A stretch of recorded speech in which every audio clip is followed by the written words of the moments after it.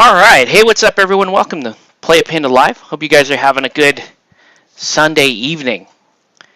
And here we go with another one of these. It's been a while, actually, since we've done a YouTube stream. This past week was very busy. So now that that's over, most of the hubbub is over for this past week, we can kick on the camera, enjoy a little post-Super Bowl talk, I suppose, and get back into the painting. This is also my day 7 video for the Warboss February Painting Challenge. So if you're not familiar with what that is, feel free to ask me. We're going to be doing some live questions on air. And yeah, let's get into what we're going to be painting tonight. All right, so if you have been following my progress lately, you do know that we're painting. Yeah, I know. More Mandalorians. Yeah, more Mandalorians, guys. Hey, what's up, Jason? Yeah, more. I mean, they're mostly done. They're actually, these are like basically done.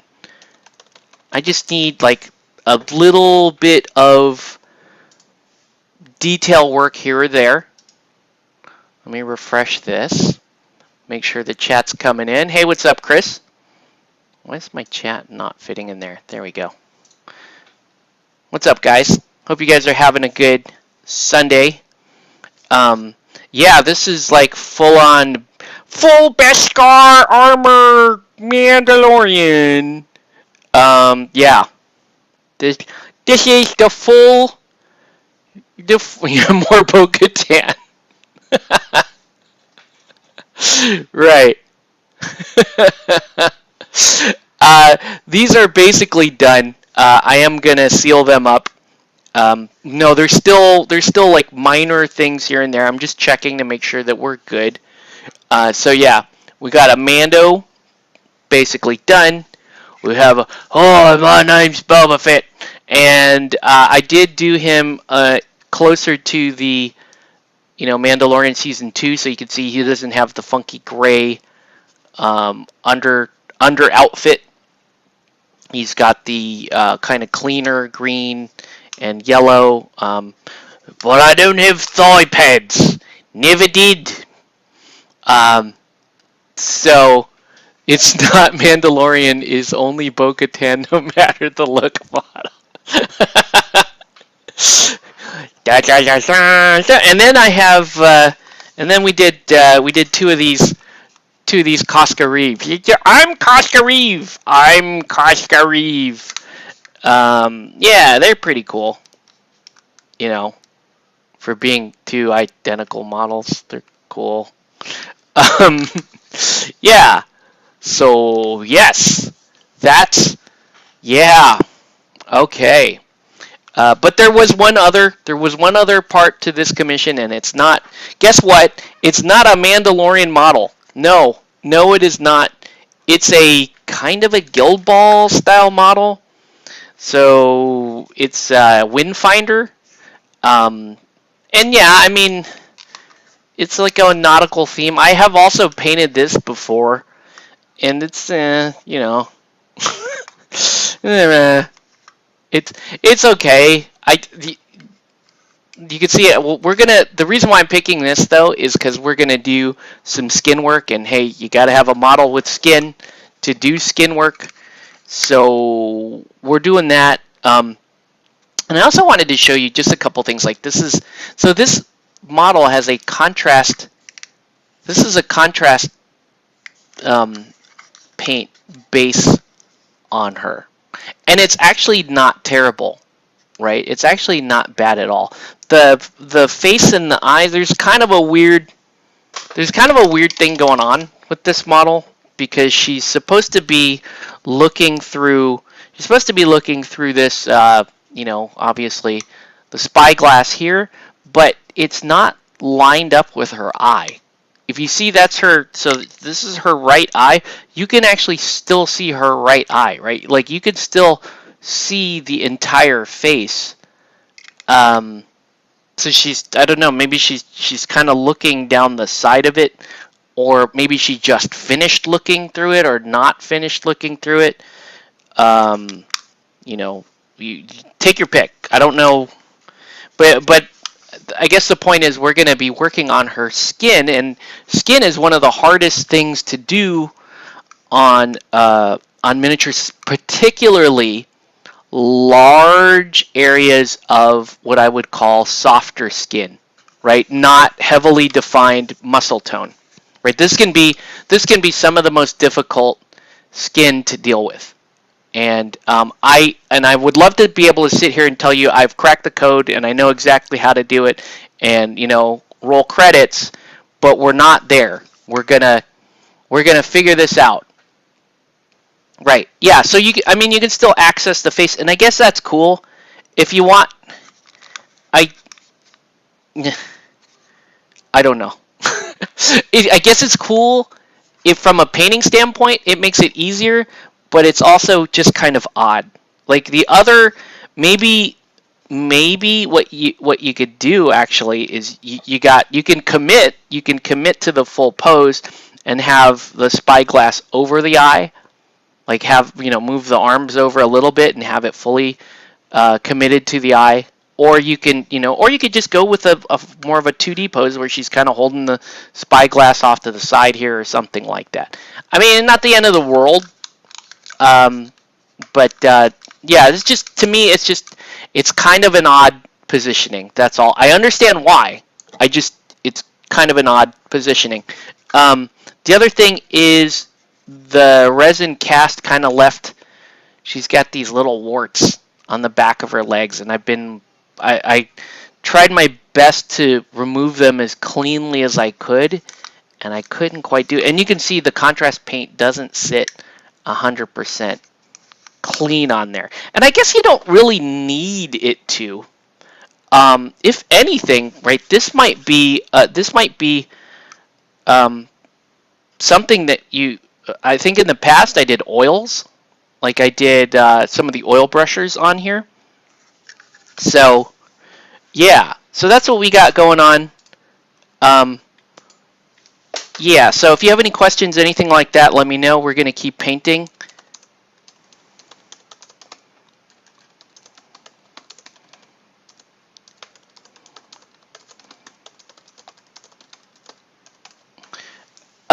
Also, we're going to be doing the Warboss Tay daily questions. Okay, so this is day 7, and there's a lot of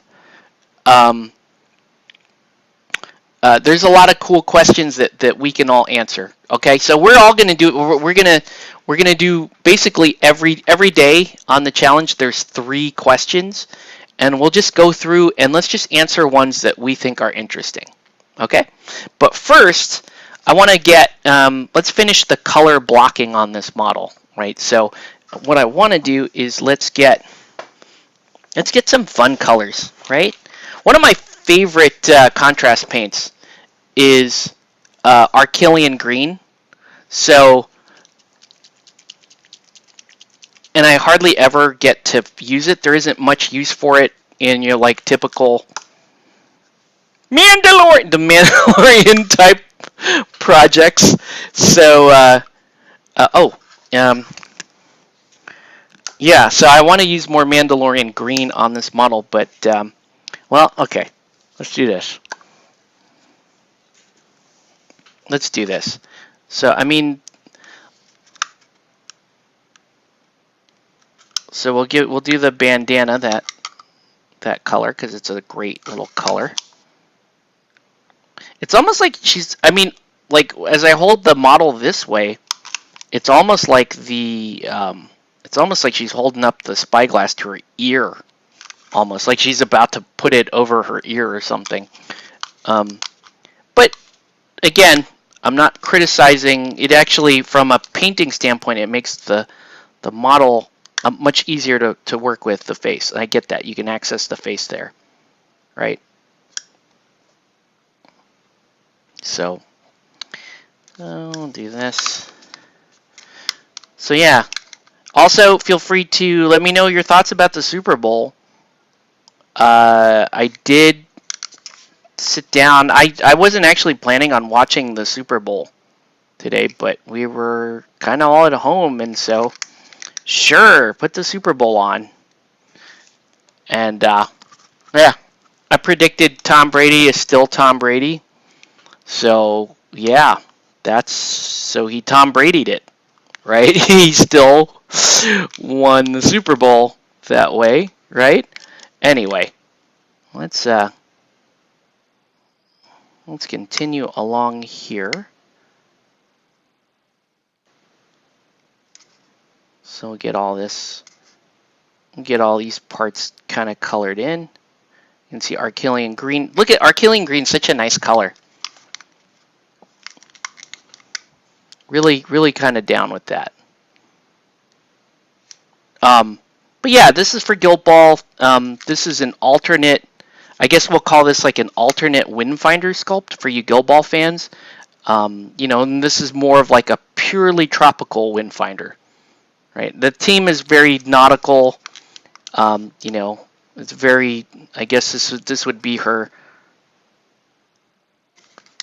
if they, you know, they do Guild Ball pitches on beaches sometimes, so I guess this kind of makes sense, right? So if you're going to go for, you know, that type of team, you can do that. Blah game, KC was injured and Tampa Bay was at peak level. Yeah, KC looked like they just didn't have the personnel tonight.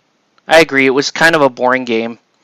You know, it was kind of sad to watch Mahomes like really try to scramble and make a play happen when he really just didn't have any personnel. He didn't have any blocking up front, and his receivers just could not get open downfield. You know, a lot of times you know, with the low protection, he's having to break out of the pocket and try to make a play happen, and that's just a bad spot to be in. So, yeah, you know, we know Mahomes is a great quarterback, so we know hopefully he'll be back again, and he did already win a Super Bowl. Let's point that out. So that's cool. But I mean, but you're Tom Brady, dude. You're not. And Tom Brady is on. He comes into that team, and that's already a pretty damn talented team. So, what are you gonna do, right?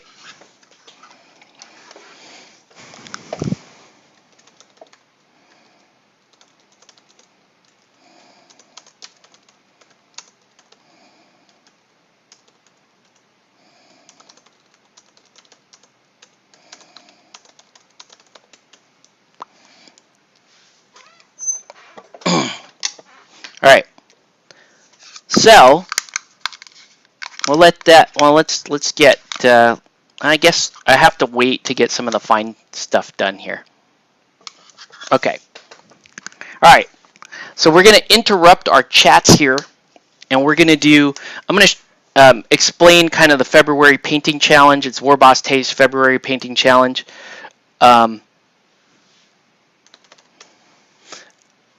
And there are daily questions associated with this, right? So I'm going to ask the questions out here for Discord or for YouTube. You guys feel free to answer in the chat.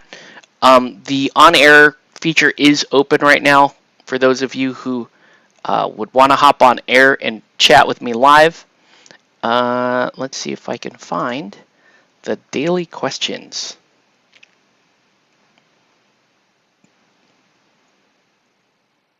It was, oh, here we go. Daily questions, okay? So every day, what you're supposed to do is you're supposed to upload a video and roll randomly. You roll a d6 and you answer a daily question, okay? So so that's what I've been doing for the first 6 days, is just rolling a d6 and then picking what, answering what questions I rolled. But that also means that there are, 3 other sets of questions that I don't answer that may have been more interesting, if you want my honest opinion. So let's just go down the list, man, starting with day 1. So day 1, culture, which is what I got. Favorite fantasy or sci-fi movie of all time. I put John Boorman's Excalibur as my favorite fantasy movie. My favorite sci-fi movie is just too tough. It's just too close to call. I don't know what I would pick if I'm being honest with you. There's so many good sci-fi movies. I just don't know what I would. It's like I'm stuck. I can't think of like what would be my all-time favorite. I don't know. I don't know. Maybe Aliens. I don't know. There's so many good ones though. Um, shoot. Uh, even movies like Pandorum is a cool movie. That's a cool sci-fi movie. Um, even Event Horizons, a sci-fi horror movie that I really like. Yes, I do like Dune, the 1984 Dune, and we can get into arguments about that. I do like that movie. Anyways, okay. So here's the getting to know you question that I did not answer. Tell us about your childhood home. Specifically, what do you remember about growing up there? Okay, this is a great one, and we'll go through these pretty quick. You guys can tell me what, if you want, if you choose, you can tell me what city, state you were born in and what you remember. Right. So, I was born in Chanute, Kansas, of all places, and I have almost no memory of that other than in Kansas. I remember every single house came with a special cellar specifically for tornadoes. So if there were tornadoes, you had this cell. Every house had this cellar that was not attached to the house. You go outside the house and you open it up and you walk down the cellar, and you would always keep supplies and keep stuff down in there. So that's what I remember. What I would consider my childhood home would be my home in Connecticut. So I lived in a town called Rocky Hill, Connecticut, which is this quiet little suburb. And what I remember about this house was just how much wilderness we were attached to. We had like a half acre yard in our backyard, but we also had like acres of just woods behind that, and that was super cool. As a little kid growing up, you could play GI Joe out in the woods. There were snakes out there, all kinds of stuff that little kids probably like. Today, as a parent, I'd freak out if my kids were running around in those woods by yourself. We built we built quicksand pits in in those woods. Like that was us. Yeah. So, anyways, childhood home. Okay, cool. Let's go to. So we did culture, we did getting to know you. Here's the hobby one. Why did you choose the challenge project? Was it the miniatures, the game? Okay, so my challenge project is technically this. This is the special edition Parvati, and you can see she has some work done on her. She's looking pretty cool, right? This is my actual only goal for the month. The rest of it is, but the rule, but I go through all my commission stuff, and then I do a little work on her. Why did I pick her? Well, she was a gift from Jason and Nelson for Christmas, and that was amazing.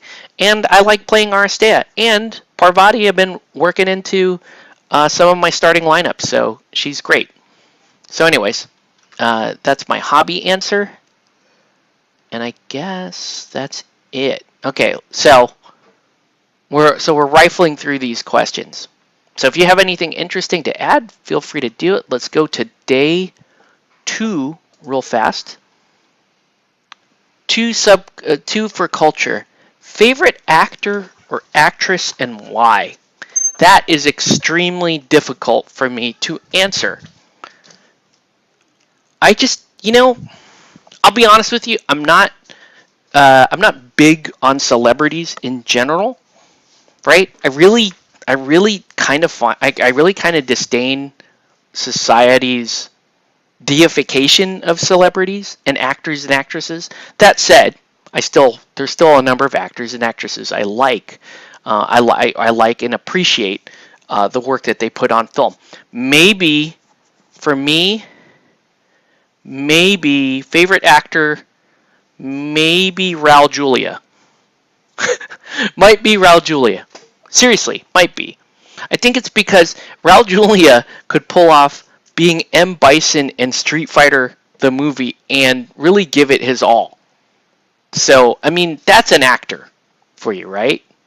It was a crap role for a crap movie, and he still acted his nuts off, so to speak, and that was awesome.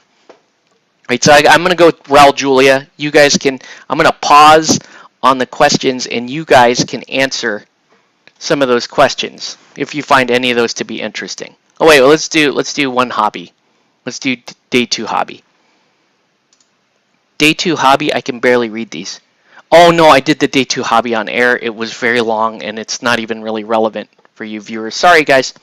But yeah, Raul Julia. Any other Christopher Walken? Always a fan of Christopher Walken. Let's see. Who else do I really like on screen? I like some kind of weird. I like actress Judy Greer, who's kind of a bit. She's kind of like a bit part actress. I just think she's hilarious. I love watching her. I don't know. Anyways, let's do some skin. Let's do some skin tones. So honestly, if you look up here, if you look at the top portion of her, it looks fantastic.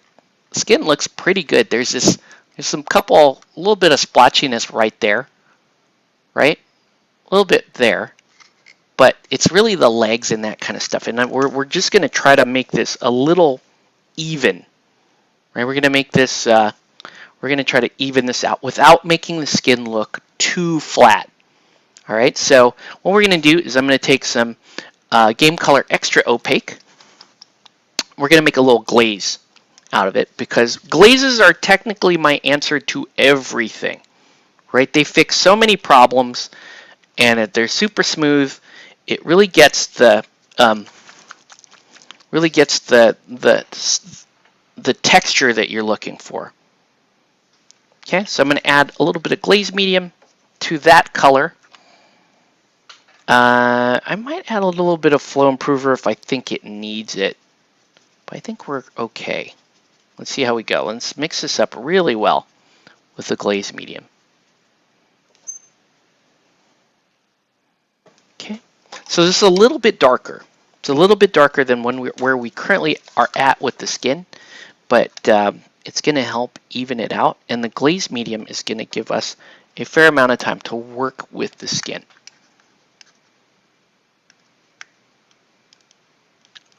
This is an area where I really want to push my understanding of oils, because I really feel like oils can give me the subtlety and the effects that I would like to have on skin. So this is an area where I would want to kind of push myself and understand this a little bit better.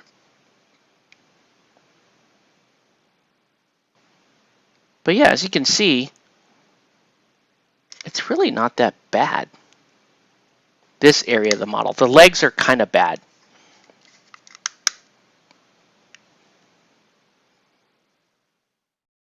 Okay.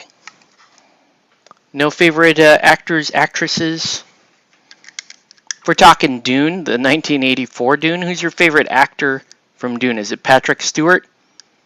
Absolutely none of them. Oh my goodness! How dare you! You jump into the chat. Oh, how could you?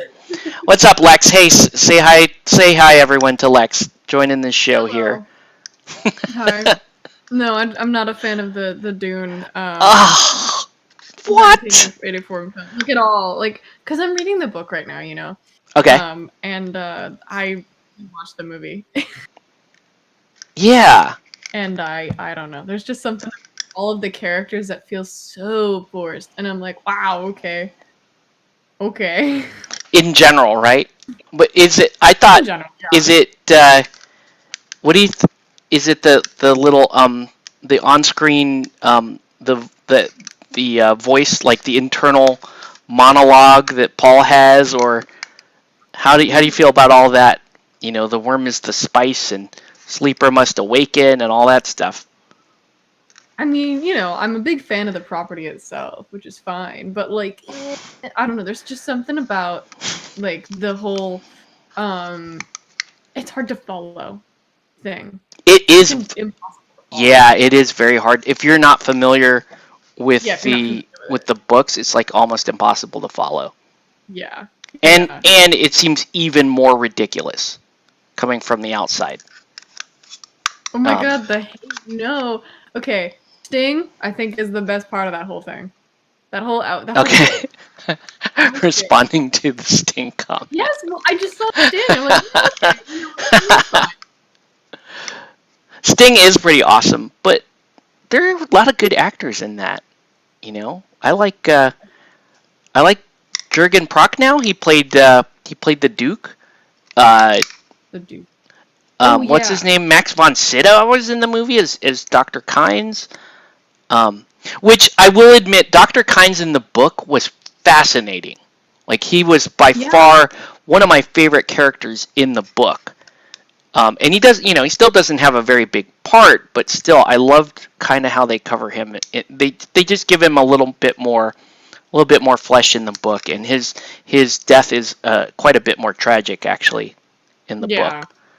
It Um, is pretty. Yeah. It's pretty sad. Like I have the book actually sitting on my bedside table at all times, and like hmm it's my destroyed copy, and like I get emotional reading books, which is like weird.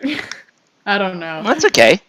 A lot of people, my friends are like, "Wow, you crying, man?" And I'm like, "Yeah, it's this part in the book. It's just so, like movies don't get me like that. It's just books." You know about my crying challenge, right? Crying challenge? No, Yeah. what did you? I've never well, I've never cried from a movie. I haven't either. Never. Okay, then we're both in this challenge together. Okay, folks. Cool. So recommend people have been throwing movies at me for like a month. Like, "Oh, watch this, watch this." The last was a guy who recommended an anime for me to watch. That's not Um gonna happen. and yeah, and it didn't work. And it was an anime that was specifically designed to be a tearjerker. Like every episode, they want to make sure you see how tragic it is. Oh But yeah, it's like absolutely sad. the problem is it's formulaic, right? So going into every episode, like, okay, what are they going to try to make me cry over this time? And so it wasn't working, right? Um, I feel like maybe part of that challenge is the fact that people are expecting you're going in expecting to cry. So you like have that yeah, already emotional boundary. I feel like part of it is like getting caught off guard for a lot of stuff. Like that's why like yeah, books make me cry, but other than like books, nothing else. I feel like I'm heartless sometimes. I'm like, no, you're, I'm not connected at all. yeah. Wait, They there was this had one. what's that? Oh no, there was this one movie that I went to it. All my friends were sobbing. It was Onward, and I just couldn't. Didn't make me cry I at didn't all. watch Onward. I never watched that. Huh?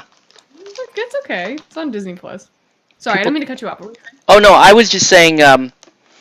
People were recommending like the standards, right? Like Old Yeller and Mm. what's the other one? Um, the Marley and Me. Dogs Oh yeah. dying. Dogs dying was a thing, and then some really like heavy shit like Sophie's Choice. That's a pretty messed up. Yeah, that's pretty bad. Um, Yeah. and then there's like Hong Kong tragedy, like Asian tragic movies are really really bad, like Curse of the Golden Flower, or even like Beyond Hypothermia. Like those are like they're great movies, right? And they're super sad, but none of them have actually gotten me to like the point of tears. Yeah. So Well, and there's just like a lot of movies that like they're gonna try to jerk those tears, and it just doesn't happen. yeah, What about Saving Private Ryan? That too. Like not that one did yeah, not get me. it Like made me I think sad. Yeah, it made me sad, but it didn't get me. I don't know. no, no. I We're mean, I'm just also like, well, there's a lot of other characters that I just love that die. I'm like, well, that's too bad. we're just heartless. It's okay. We're just evil. We're just evil. Heartless. It's okay. Yep. I'm. I can live with that. Yeah. I accept me. That's fine. Well, no, I cry when the Mars rover dies, not when like. They had the Mars rover genuine in characters. Yeah. Oh, sorry. Wait, no. What did it? What? I was just gonna jump in and tell you that they had the Mars rover was on a Super Bowl commercial today, and Yeah, I was like, "Hey, the Mars rover is on one of these." Yeah. Oh my god. No, like I genuinely like when opportunity passed, I was like, no. But like when other favorite characters that I've been connected to through shows and seen definitely more media of, nothing. Nothing. Just nothing. Yeah. Yeah. I don't know if have you ever gotten like really close to crying during like a movie? Have you ever gotten like, wow, Yes. that one almost got me? And then, Yes. Which one? Transformers, the animated movie. The animated 1986 Transformers. And then the reason why I have to explain to you why. Okay? Okay. So, Transformers, as a kid growing up, right? I was in what, 3rd, 4th grade, something like that. And I used to watch the TV show Transformers, right? And so you had 2 seasons of Transformers, and you're like, and you have the toys, and you're like, cool, these are my Transformers, and I love them, and they're so great. And I have Optimus Prime, and I have, Ironhide, and I have Brawn, and I have all these cool Transformers. And you had, as a kid, you had 2 seasons. So 2 years for a kid, that's a lifetime to get to know and love and appreciate your Transformers toys. The movie comes out, and in the first 5 minutes of the movie, the lasers are not acting like they are in the TV show. They are straight up killing your favorite Transformers. Okay? And so there's a scene that is so violent that they bust in on the Autobots, and they shoot Brawn in the neck, and you see the life go out of his eyes, right? And then, and at the end, you have, I forget, Ironhide or whatever, crawling on the ground, like he's like dying, and he's crawling on the ground, and he sticks his hand up at Megatron, and he's like, no, and Megatron shoots him in the effing face. And so, as a young person with those toys for 2 years, you watch all of your favorite stuff just die in like the first 5 minutes of a movie.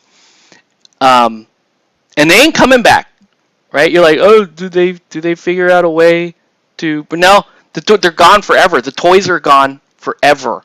And now you come home from the movie theater, and you have your toys, and you're like, I'm playing with this, but it's dead. It's no longer a thing, right? It's gone, okay? There's no Avengers Endgame where they go back in time and fix all this shit. They're dead. They're dead. Black Widow's still gone. Yeah, she's still gone. But I guess so growing up on shit like that, and then, and that same year G.I. Joe, the movie, came out, and they throw a cobra into Duke's heart. The cobra strikes him in the heart. Yeah, and blood comes out of his heart, and you see the life go out of his eyes.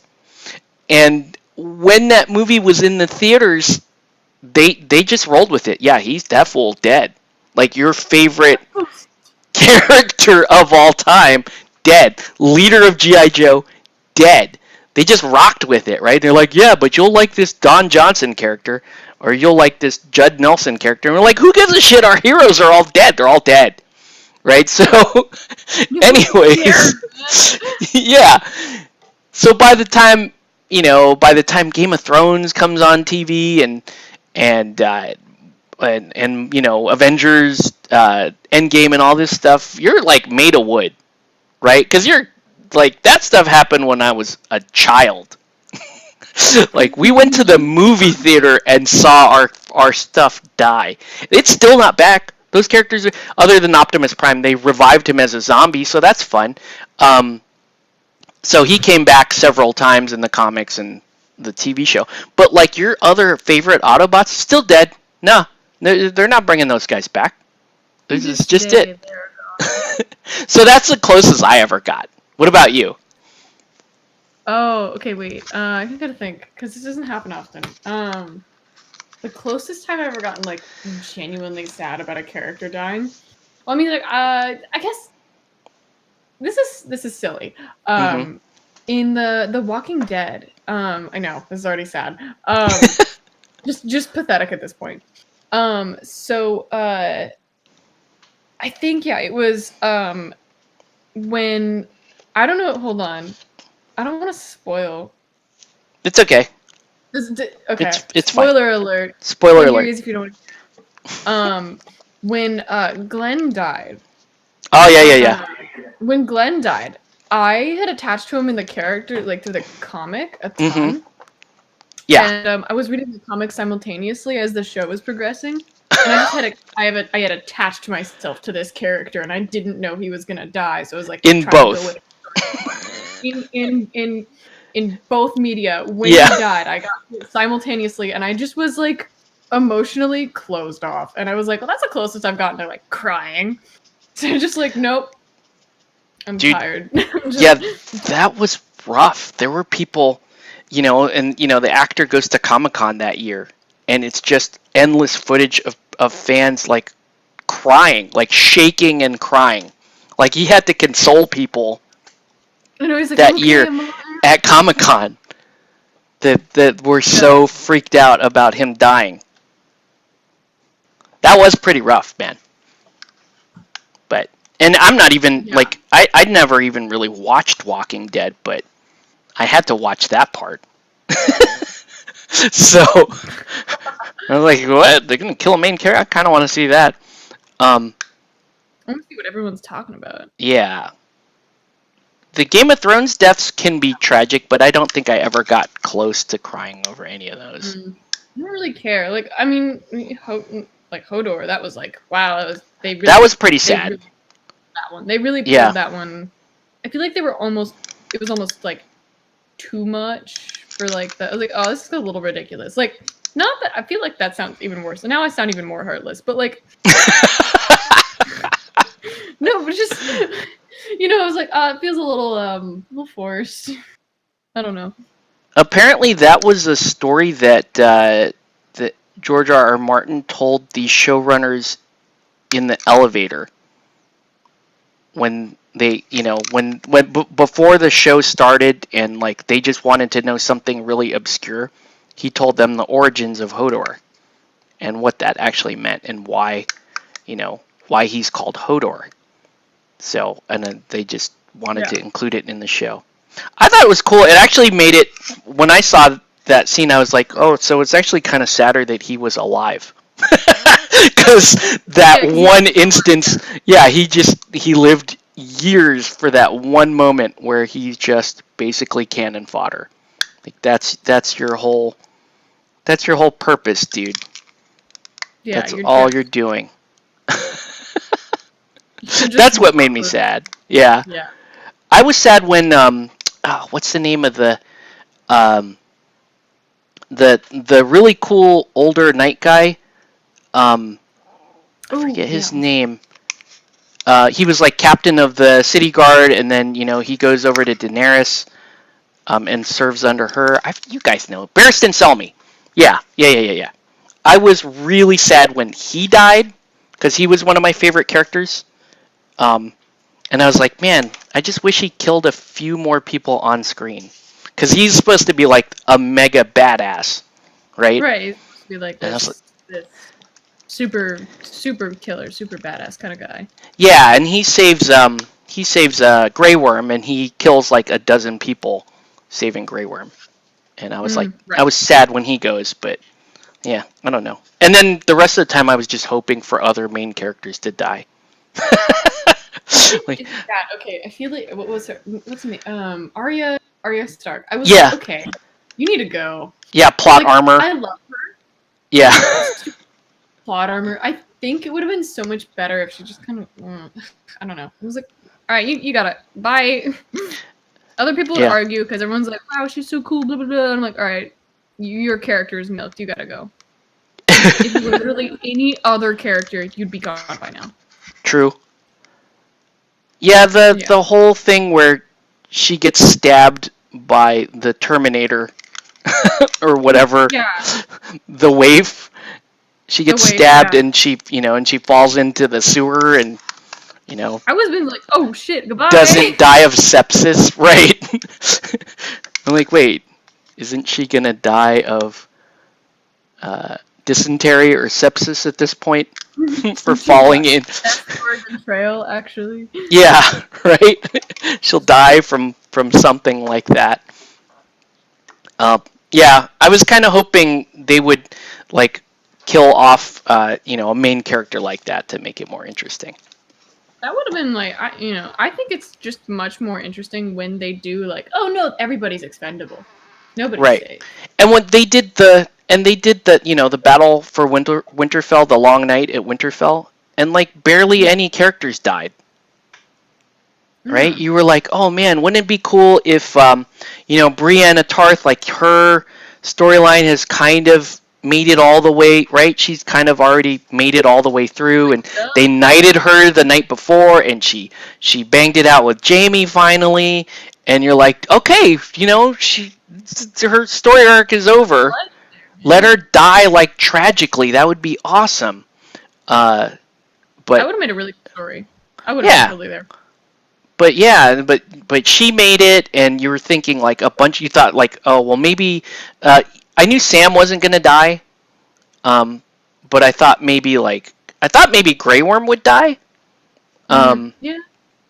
or like just not enough like main characters died in that battle. We needed a few more main characters to kind of make that battle have some gravity to it. I mean, you did lose Jorah, and who else did we? We lost Jorah and what's his name, Theon, and there was another person we lost, and I forget who else it was. But Honestly, not that memorable because it was season 7 of Game of Thrones. yeah, are you? When did you give up on Game of Thrones? Season. Shoot, when did I give up? Whoa, really early. Yeah. I gave up by around season 4. I gave up around like season 4 or 5. I was like, yeah. Once season 5 hit, I was like, okay, I'm tired. Right. Season 4 was good. I really liked the one of my favorite episodes in the entire series was the Battle for the Wall. I just absolutely loved that episode because it was, it was pretty tense all the way through, and and then you get the death of Ygritte, and I don't know, that was just such an awesome episode, and I really liked that battle more than the other battles, even the bigger battles that came afterwards. I was like, that was just a better kind of fight all around because you had the fight in the courtyard going on, and you had the fight at the wall proper going on. Yeah, and that was like actually I was like pretty cool with like the cinema and stuff with all of that. Like I was okay with all the shots and stuff. Like that was pretty tasteful. And you had the rise of Dolorous Edd, who's like one of the coolest characters. And the death of Pip, and Pip and Gren die in that fight, and Ygritte dies in that. Like that's a pretty, considering it in the grand scheme of the show, it wasn't one of the biggest fights. To me, I felt like the deaths in that episode were more meaningful, if that makes sense. Like those characters they may have been more minor, but they were great characters, and probably my favorite death in the whole thing was Gren's death.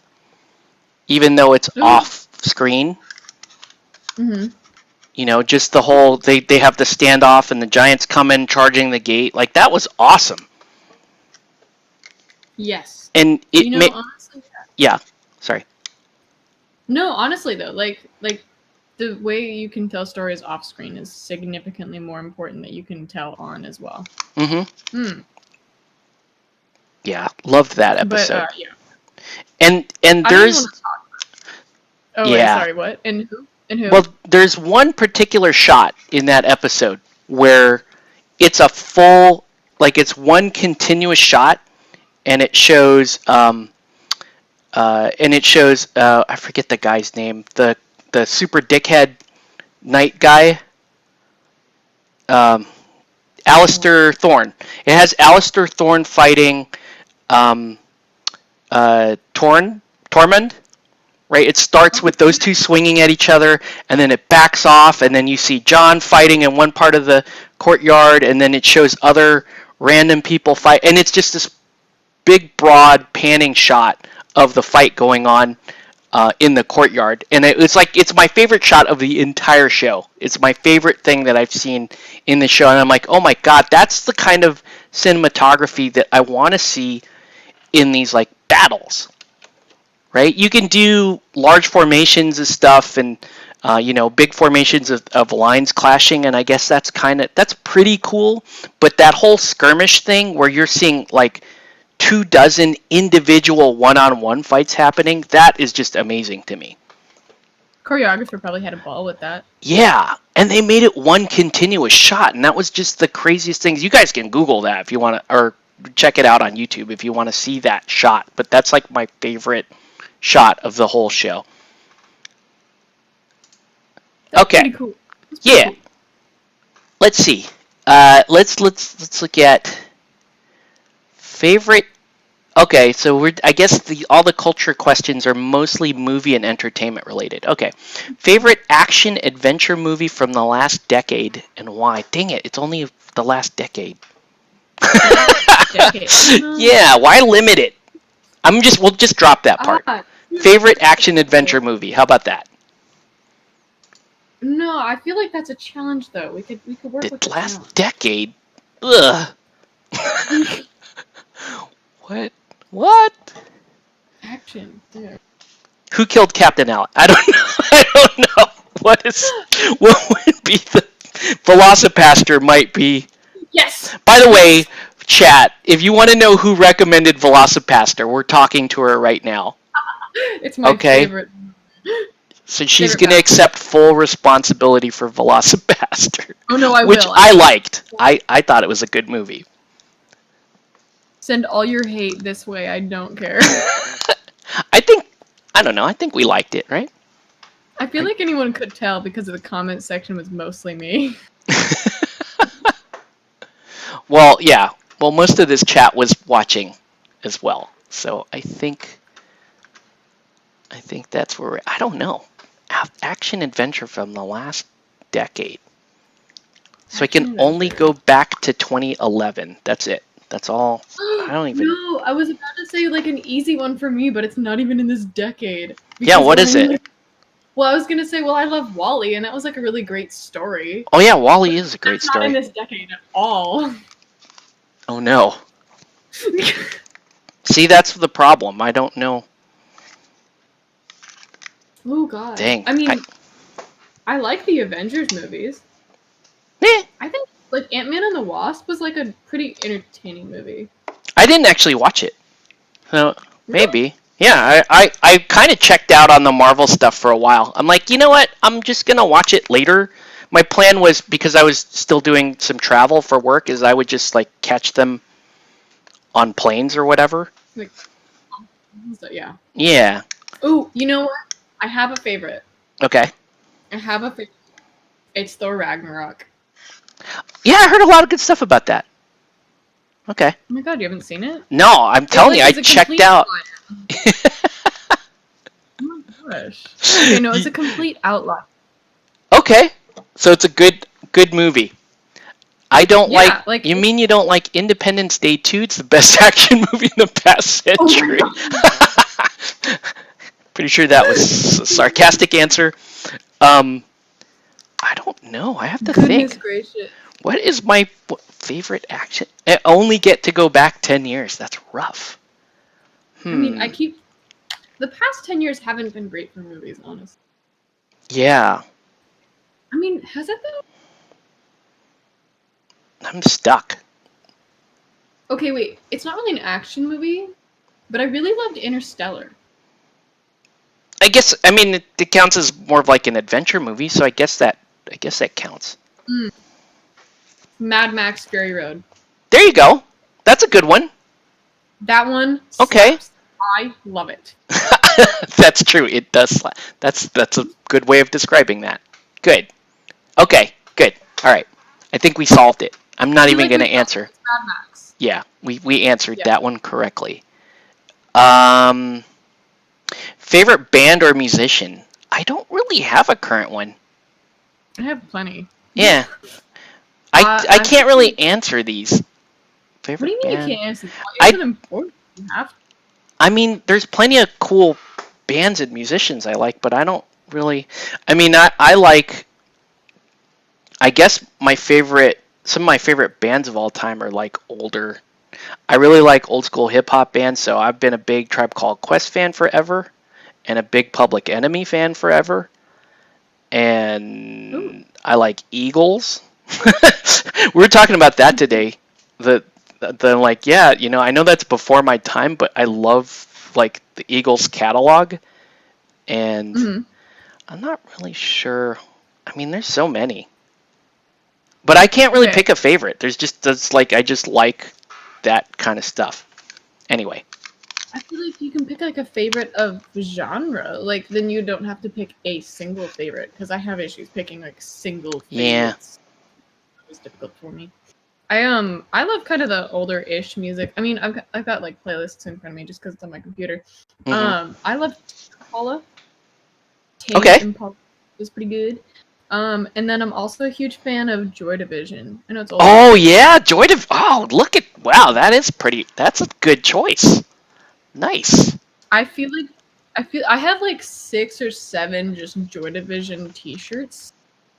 All either closer or unknown pleasures. So I'm gonna say Joy Division. Nice. Okay. I don't know. Yeah. I mean, I'm gonna say honestly, I'm gonna say hip hop mainly because like I actually was around for kind of like when that really started to blossom as a unique genre of music. So it has a special place with me because it is uniquely like it was a uniquely American invention as a genre, and it also it was also formative for me because that was I guess that was, you know, during my teenage years, that was like the way you could rebel is you could go out and buy a rap album. Right? A lot of these rappers were under federal investigation for no good reason. Tipper Gore, like there was no, they're just rappers. Okay, they didn't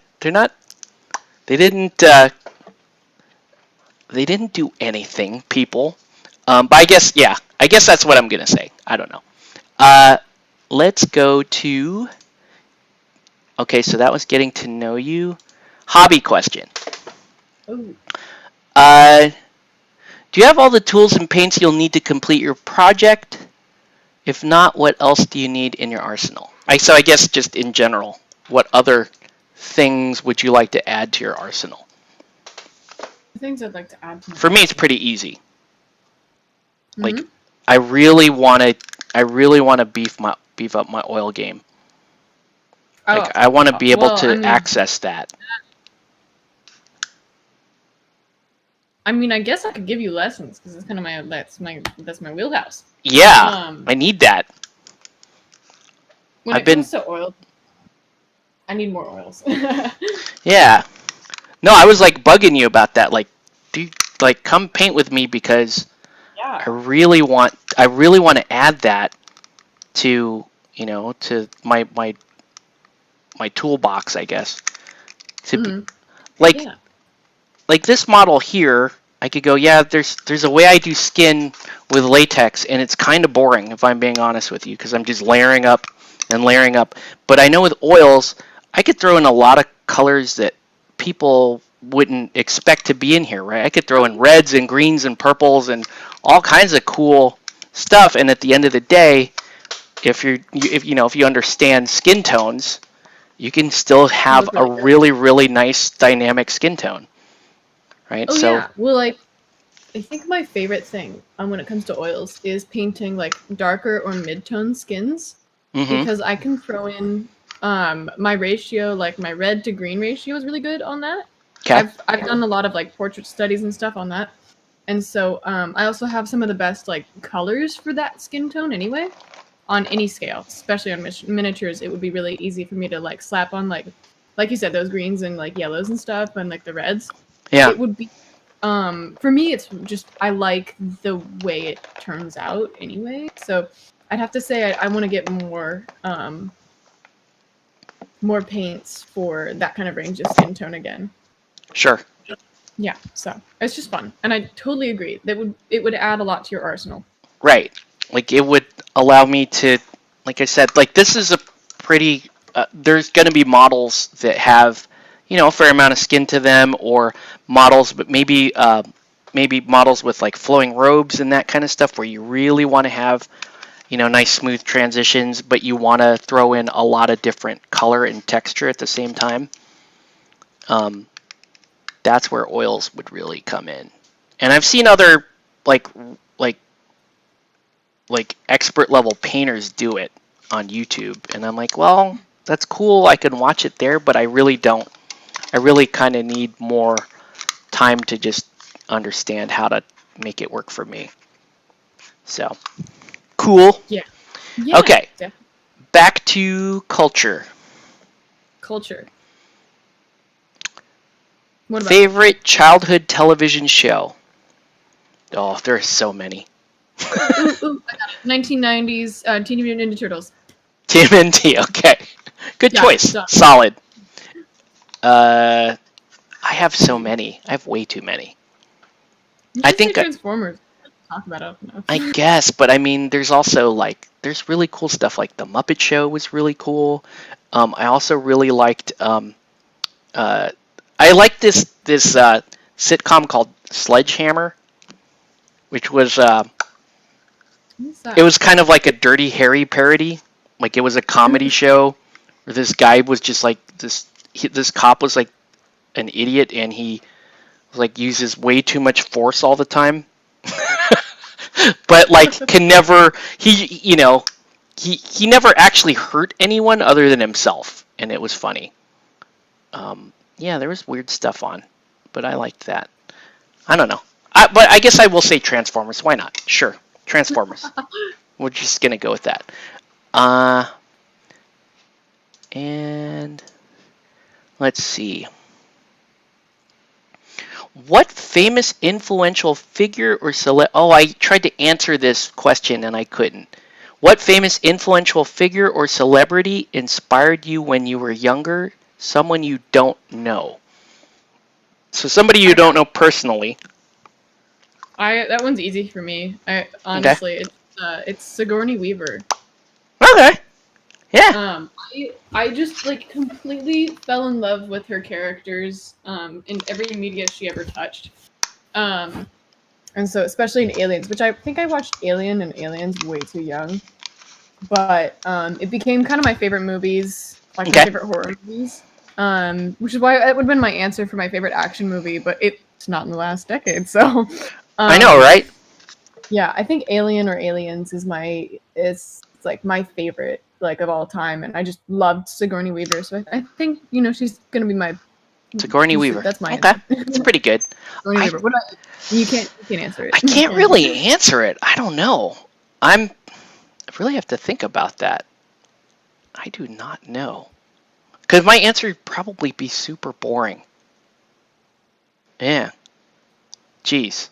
I don't know. Gosh. Yeah, it's just too hard. Let's just make up one. I don't know. Make up one. Michael Biehn. Sure, why not? Michael Biehn. I guess. Or how about to Sean Bean? Sean Bean, there you go. Sean Bean, why not? Let's pick Sean Bean. Let's pick one of the Beans. Why not? Yeah, Mr. Bean. No, I'll pick Sean Bean. Sure, he was what's his name? Boromir, and he dies a bunch in his movies, and he's cool. Mhm. He's got a cool Mhm. accent. I don't know. He's actually really, really great actor, I guess. I don't know. There's too many. But none of them actually, I can't really say any of them are really formative, if that makes sense. Okay. Right. Yeah. Who do you know in your own life that inspired you when you were younger? Hmm. Hmm. Hmm. Who do you know in your own life? I know you're supposed to say, "Oh, my dad" or "my mom," No, I or feel you're like this supposed to. question's more like, do you know a celebrity that kind of like, do you know anyone somewhat like I recognizable? do. I Do do. tell. I do. Oh my gosh. All right. And I don't. Maybe you guys don't recognize him, but that's your loss. Okay. Okay. so, um, so there was a movie that came out in the '80s by legendary R&B producer Berry Gordy called Berry Gordy's The Last Dragon. This was it was basically a Harlem set movie that featured Bruce Leroy versus Sho'nuff, the Shogun of Harlem. Okay, this movie is phenomenal. I need this. Oh, wait, I did check if it was on the Amazon watch list, and it is not, Oh. unfortunately. But, anyways, when I went to Comic Con back in 2011, I guess, um, there were, they used to have minor celebrities, so you'd have the big lines for, if you're gonna meet the A-listers or whatever. But they would have minor celebrities, and they had Timok in there. Timok was the kickboxer who played Bruce Leroy in the movie. I know you haven't seen this movie, but you need to. Like, we'll But have to make sure it's it's on like very important. my homework. It's There you go. That's my favorite action adventure movie. It's really good. But anyways, so Timok was there, and I got in the line to meet Timok, and there were 3 other people in line, and everybody in that line we were all praising one another for knowing who Timok is. Like, oh man, this man is a living legend. There's just 3 of us in line, and so I met Timok, and I got him to autograph a bunch of stuff for me, right? uh And whatever. And then the next year, he was back at Comic Con. I went back to Comic Con. He recognized me.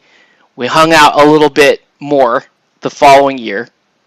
And then the next year, that's when my son was born. And I brought my little baby 6-month-old son to Comic Con. And Timok was there. And I'm just like, from then on, I'm like, yeah, we're best friends. That's how this works. Yep. Yeah. It's the truth. He held my kid. Okay? I have blood relatives that haven't held my kid. Let's just put it that way. Okay? So there you go. Timok and I, best friends. No one can dispute that. But yeah. I can't take that away from you. I speaking of Comic Con, Yeah. I've been to Comic Con, and I don't know. I love Doctor Who. I don't know if you know much about it. No, I know almost nothing about Doctor Who. Okay. There's this one character that I love greatly, and he was in only a few episodes, and I met him. What was his name? God, oh my God! Timok. Plays this character called Captain Jack Harkness, and Okay. his name is oh my God. I lost his last name. I actually really enjoy this guy, and I've no idea his last name is. Anyway, his name's John. What the hell is his name? Anyway, so I was in line at Comic Con, and he's super openly gay. Okay. And in Portland, there's this the really famous donut shop called the Voodoo Donuts. I've been there. Okay, so Voodoo has a specialty donut. I know this. I already know what donut it is, and I have a picture of me eating that donut. Yes. Yes. And we were all in line. There was maybe 15 people in line. Okay.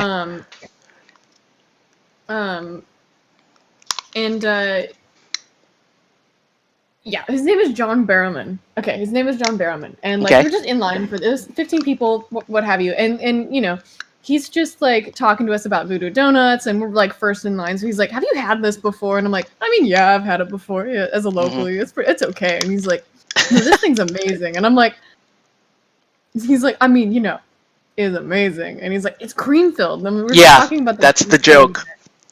Yeah, and then he's talking about other things. He's like, "You know what? I bet you a chocolate one would be better." And I'm like, "Oh my god." It's just us talking about like terrible things in line at Comic-Con. And then, he signs with stuff, and he's just like, we ended up just talking for a little bit. And then I met up with my other friend who got stuck in line with one of the Ghostbusters. Okay. And just ended up playing checkers with him for like after hours of Which Comic-Con. Ghostbuster? Do you remember? Let me see. I don't remember. God. I feel like I should know. It's okay. That already sounds awesome. Yes, Jason. Yeah, he got Taimak, M-A-K. T-A-I-M-A-K. He does follow me on Instagram. That's how best friends we are. Okay? That's all you need to know.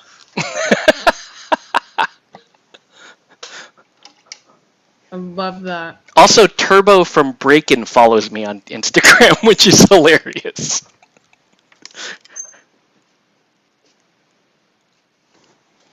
I'm sorry?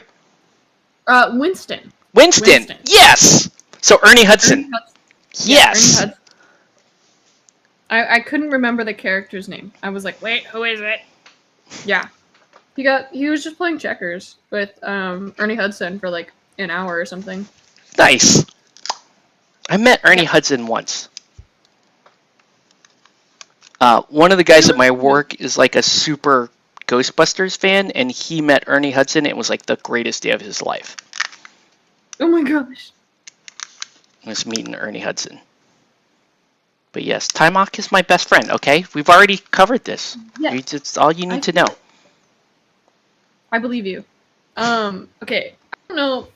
There is one, like, somewhat famous person that I, like, grew up knowing. Okay. He's not super famous. But my mom, she was in PR for a hot minute, actually for most of her career. And she did PR for this company, the bag company, Ogio. Yeah, okay. Yeah.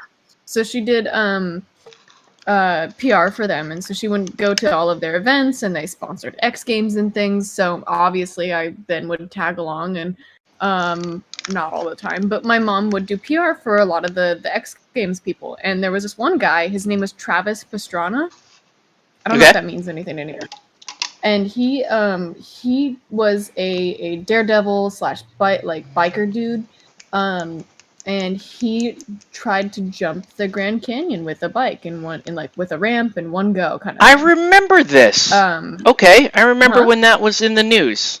This guy was going to try to jump the Grand Canyon. Yeah.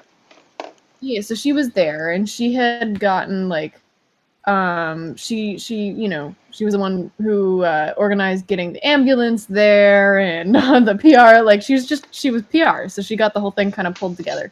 Okay. And so this guy, he jumps, and obviously doesn't make it, and breaks nearly every bone in his body. Yeah. And he did it again. Sure, why not? He healed. No, so that he was in my, like, I met him a few times. Okay. Which was, so I feel like that would be like somewhat formative, because my brother was really into it, and I was just kind of there for the ride. I was pretty young, so I don't really remember a whole lot of it, but I definitely remember seeing his bike destroyed, and it was on display at the Ogio like headquarters or whatever. So we just like I came into that office and remember seeing his destroyed yellow bike memorialized. That's cool. So yeah, I feel like that answers that question. There you go. Okay. All right. Good. Did we do that one? Okay, we did that one. Let's do a hobby one. No, that's not even relevant. Oh, this is a good one. let's just, even though I answered this one on air, what is a miniature you do not own that you would like to have in the future? Miniature I don't own. And there are many, but pick like one that maybe is like of particular significance. Top of my head, kind of. Okay. There aren't any blanks yet of this one, but the miniature for the Icewind Dale. What's the kind of the poster boy of Icewind Dale? What that thing's called? It's the giant owl creature with the like shiny cloak. Okay. Called? Oh my gosh, I feel like I'm letting everyone here. Anyway, like the owl creature that book itself, I would love to paint that. Because it involved me using a little bit of resin and stuff, so that would be really. It doesn't quite exist yet. Yeah, is there one that that does exist that you would want? It does exist? Yeah. Jeez. I like the idea of answering this with a miniature that does not exist and then one that does. Okay. One that does exist. And let me think about mine. Hey, what's up, Sean? Let's see. Oh, hello. I'm going to think. Well, miniature that does not exist, there are many. There are many. Okay, I've got mine picked.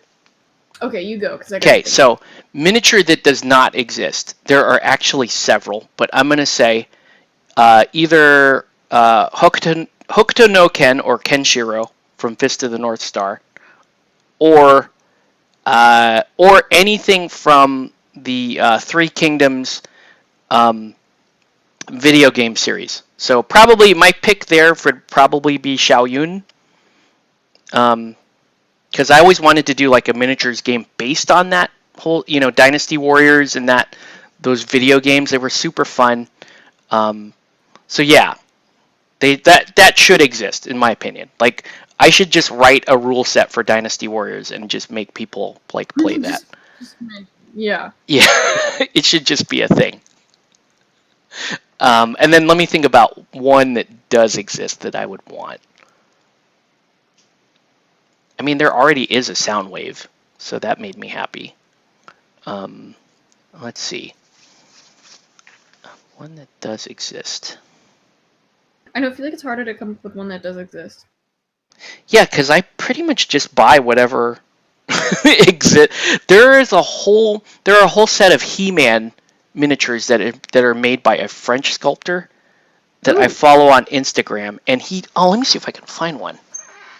He did Cyclone. There's so many fun ones. Oh, you know what? Out of that, I'd love to paint Skeletor. Yeah, I have a Skeletor miniature.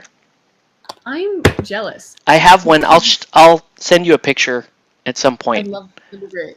I got it from. What's that? Oh no, keep going. I got it from. I'll send you the info if you actually want to get yourself one. It's a sculptor in France, who will, if you just, I think it costs like $20 or something. He'll get you a Skeletor. I do love. Do you remember there was a Facebook page called Skeletor is Love? It's the best. That was the best Facebook page. Wait, I feel okay. There's another miniature that doesn't exist. I haven't answered the one that has existed, but I would love a Legion AT-AT. Oh yeah, I'm sure many people would love that for sure. I just want that. But other than that, I feel like any Infinity mechs, I would willingly take any commission. Oh, just like a tag? Just any mechs, any tag, like just mechs. Okay, folks, send her. There you go. Do you want to send a tag? That would be super fun to paint. Oh no, I seriously Infinity's got great sculpts, and I would willingly I would even I don't know.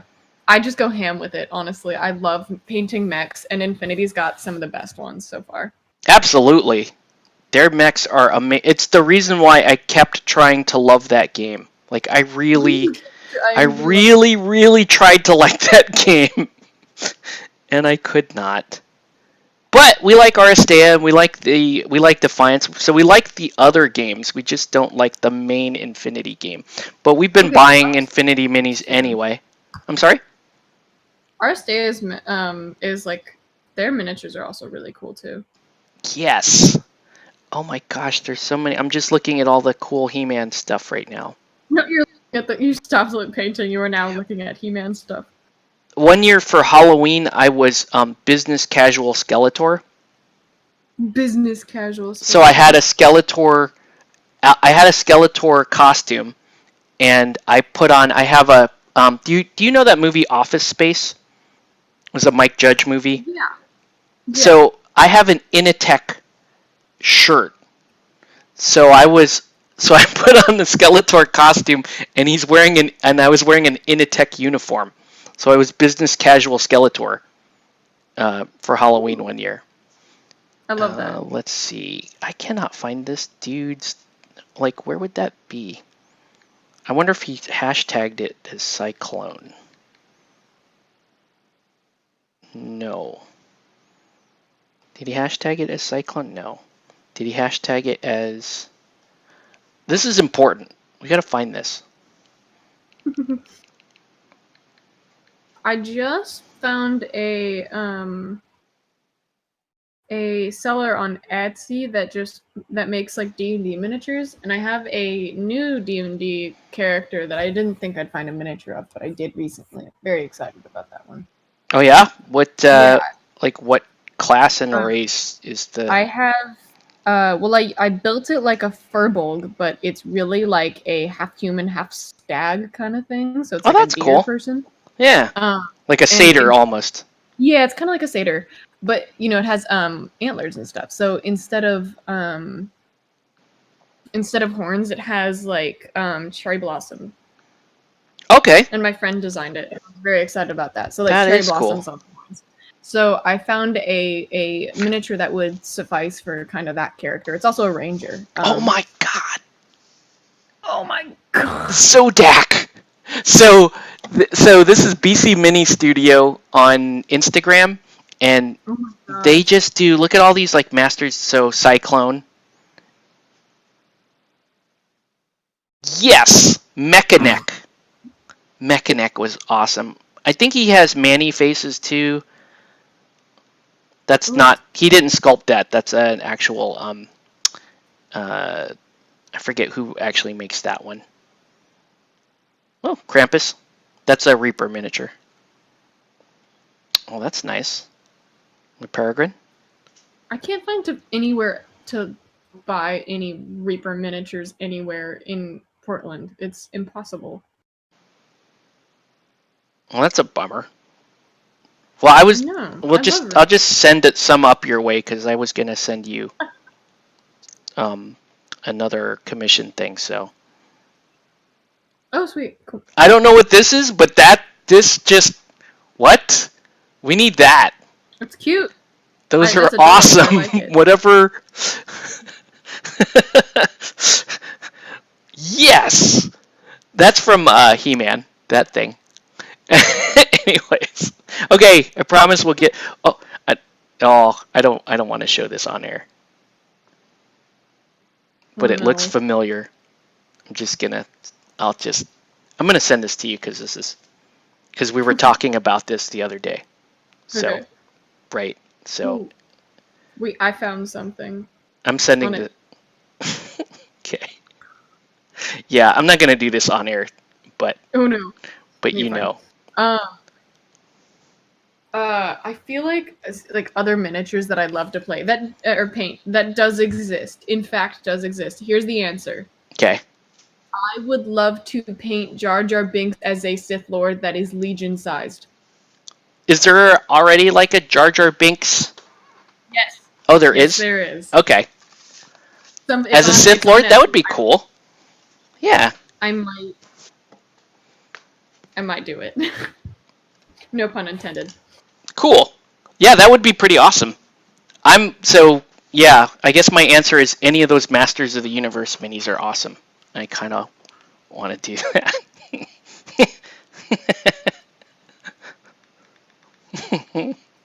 Oh, man. Okay, so let's go on to the next question.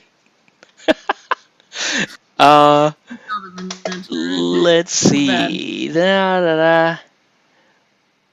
What movie made you laugh so hard you couldn't breathe? Just one? Just one movie.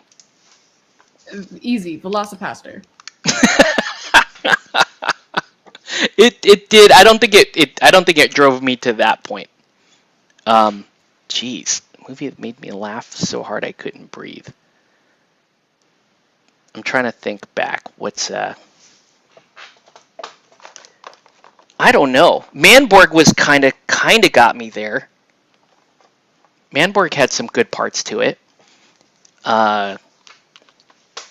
Yeah, sure. Why not?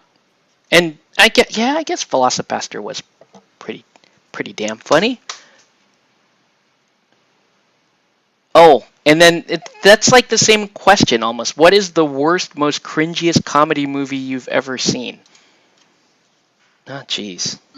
That implies that like I would intentionally watch a bad movie. Like though. a cringy.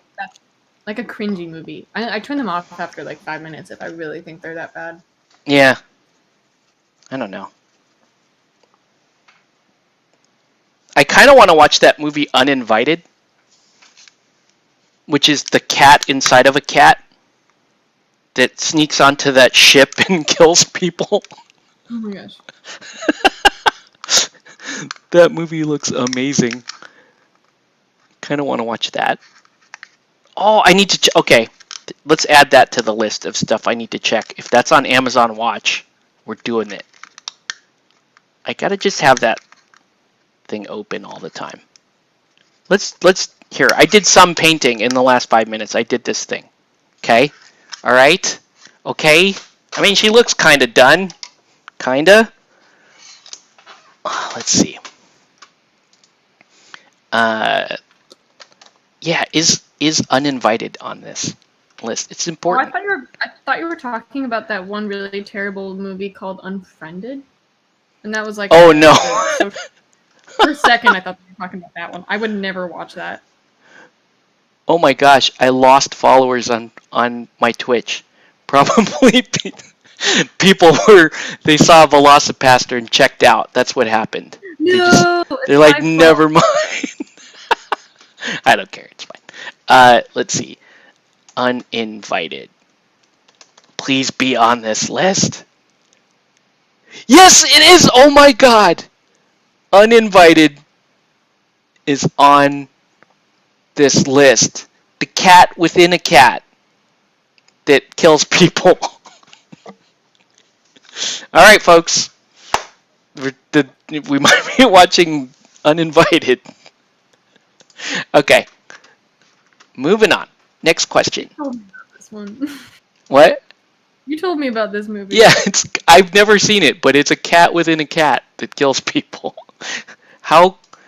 And okay. Yeah, we did that. That's just a stressful question. Oh, I'm too far ahead. Never mind. What do you do for fun when you're bored and have a lot of energy? Is that a thing? Having a lot of energy? That's not a thing. No. I mean, I box. I just get rid of that energy and then I take a nap. Yeah. Jeez. When I'm. For the record, not that anyone actually really asks me any of these questions. I'm answering them for the sake of me and just. No, that was the whole point of this stream. Was that everybody here is answering these questions. Oh well, then who else is answering? I know nobody else is answering their. I don't know. They don't want to answer. Sean just bought the Kickstarter from the Forgotten. Oh, okay, you bought that Chibi stuff. Cool. Nice. Hopefully it was a good price. Yeah, you guys aren't answering any of these questions. What's the matter with you? It's just us. We're the only ones answering the questions. Let's see. And when you're bored and have a lot of energy. Gosh. For me, that just isn't a thing. If I'm bored and I have a lot of energy, that means my kids immediately drain the energy. That just doesn't happen. No, actually, that's not true. Because I'm bored and I have a fair bit of energy all the time. So you guys know I make the rounds and see who's around for a game. You guys know that. All right. Who can meet me for a lunch game this week? Speaking of which, Sean, if you want to meet me for a lunch game this week. Wait, before I offer, what does my schedule actually look like? I know me and Thomas were supposed to try to play a game on Thursday. He said Thursday worked for him and it totally did not work for me, which was a bummer. Let's see. Good days this week. Friday is a great day. If anyone is off Friday, great day for a lunch game.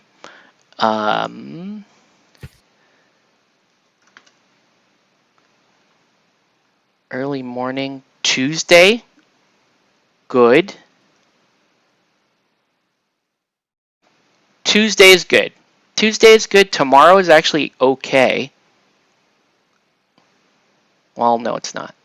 Yeah, Tuesday and Friday are both very good days. Just putting it out there. Just putting it out there. Anyone wants a game, let me know.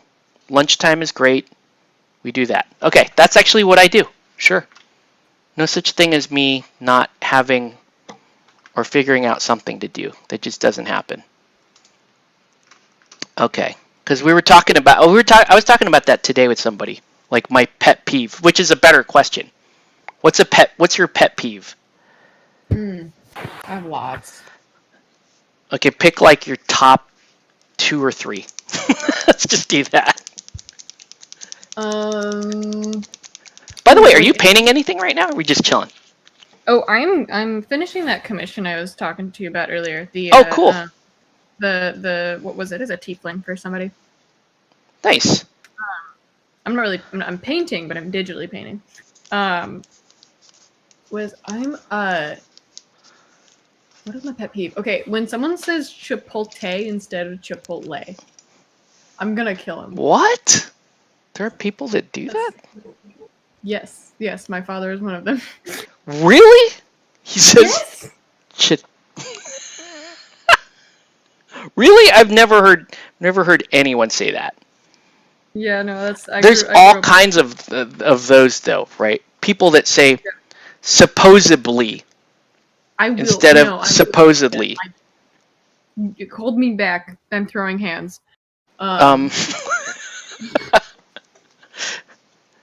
Right? I don't like it when people. Well, we're just gonna stick with the grammar ones for now. I don't like it when people use the word then, THEN, when they really mean than. Right?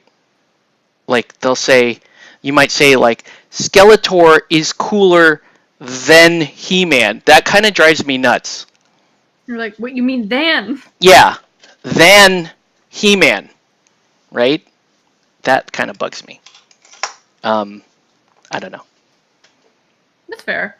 That's a fair. Ooh! I had my roommate, one of my roommates from last year. They don't watch this stream, so whatever. One of my roommates. I hate them.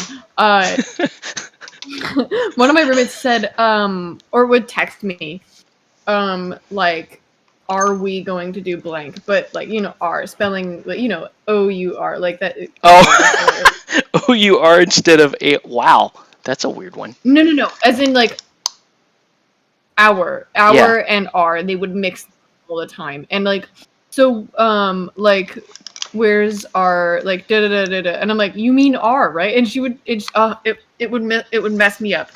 I was like the worst grammar mistake in my life, because when she means OUR, she would spell ARE, and I wanted to, like, I corrected her 3 times. She's like, you know what I mean, right? I'm like, actually, no, I don't.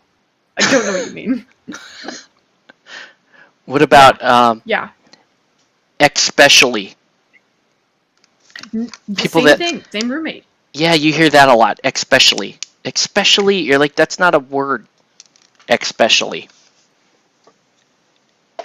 Ooh, I could care less. could care That less. one also gets I just refuse to. It's like, oh, and why don't you? Yeah. And then the one that's been bugging me a lot lately is they say the word ambidextrous as ambidextrous. That kind of. That's a thing. Yeah, I was that's a about thing. to say, is it not said ambidextrous?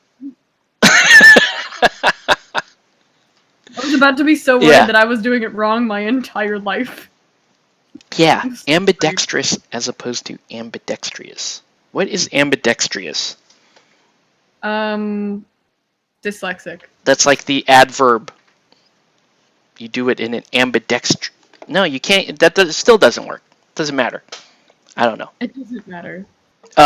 Actual pet peeve of mine, which I was talking about today, is people that just absolutely piss your time away. That is a thing. Okay, I'll give you an example. All right.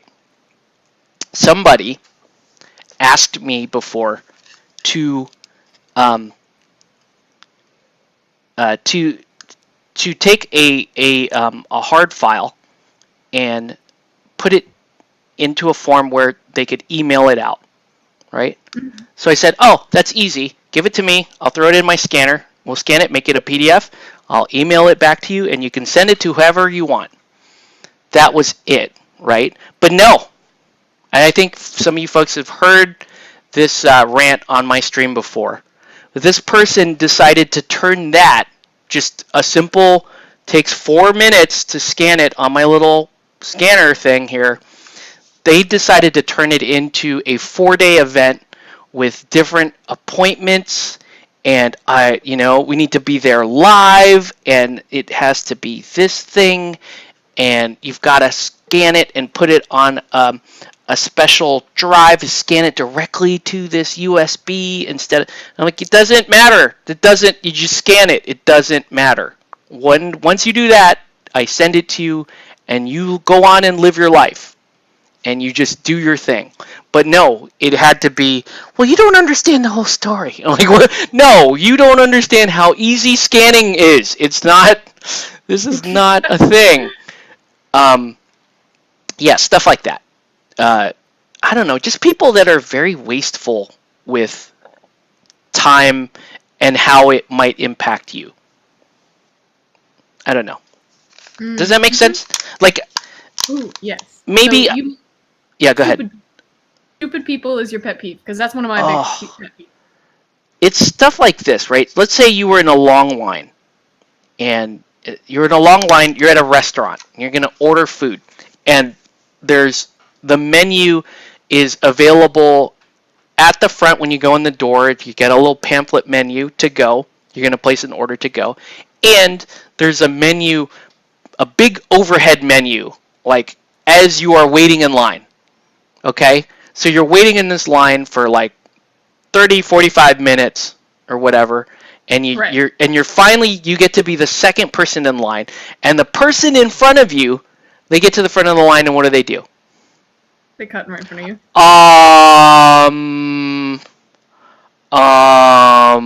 And they, and you'd been in line for 45 minutes, and they had, at no point did it occur to them, maybe I should decide what I need to order while we're waiting in line, while all of this information is available to me, right? Yes. That drives me nuts. Okay? Yeah. I was trying to start this religion about time, and now, if there is an afterlife, one of the things I would want to know is I would want to know stats from the afterlife, right? I would want to know how much of my life was lost behind waiting behind those people in line, right? Maybe that happened in my life 24 to 29 times, and maybe I lost a total of 9.5 hours of my life because of that.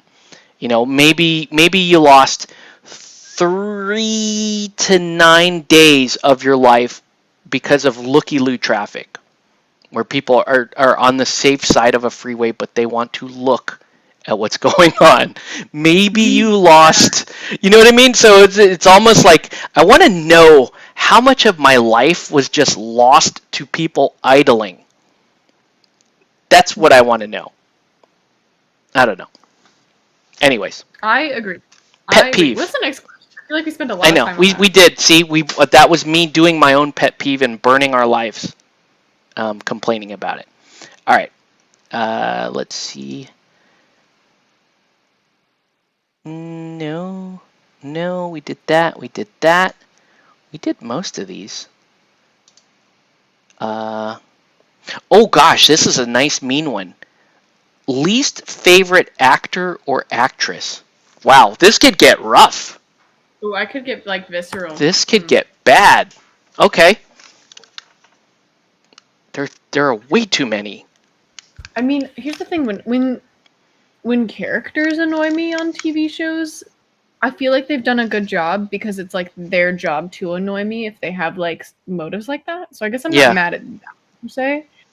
I feel like when you hear actors who are just so full of themselves, Yeah. you know, actors who get like so into their own thing that they're too good for like just other things. They're just too good for everyone else. I feel like those kinds of people, which I can totally come up with one person, but I guess I need to think. But that would be like the type of person I'd be targeting. Yeah. No, I think that's kind of where the question is going to. Because they're asking about the actor or they're asking, they're not asking about the character that you don't like. They're talking about the actor. Yeah, just somebody like really pretentious and full of themselves. I mean, I'm borderline on Brie Larson. Yeah, I don't like her. I'll just come out and say. I'm borderline on her because I like some of the work that she does, and she's actually a fairly talented creator. But yeah. I don't really love her personality. But I'm not gonna hate someone because I don't know them though. I have issues with that though. Yeah.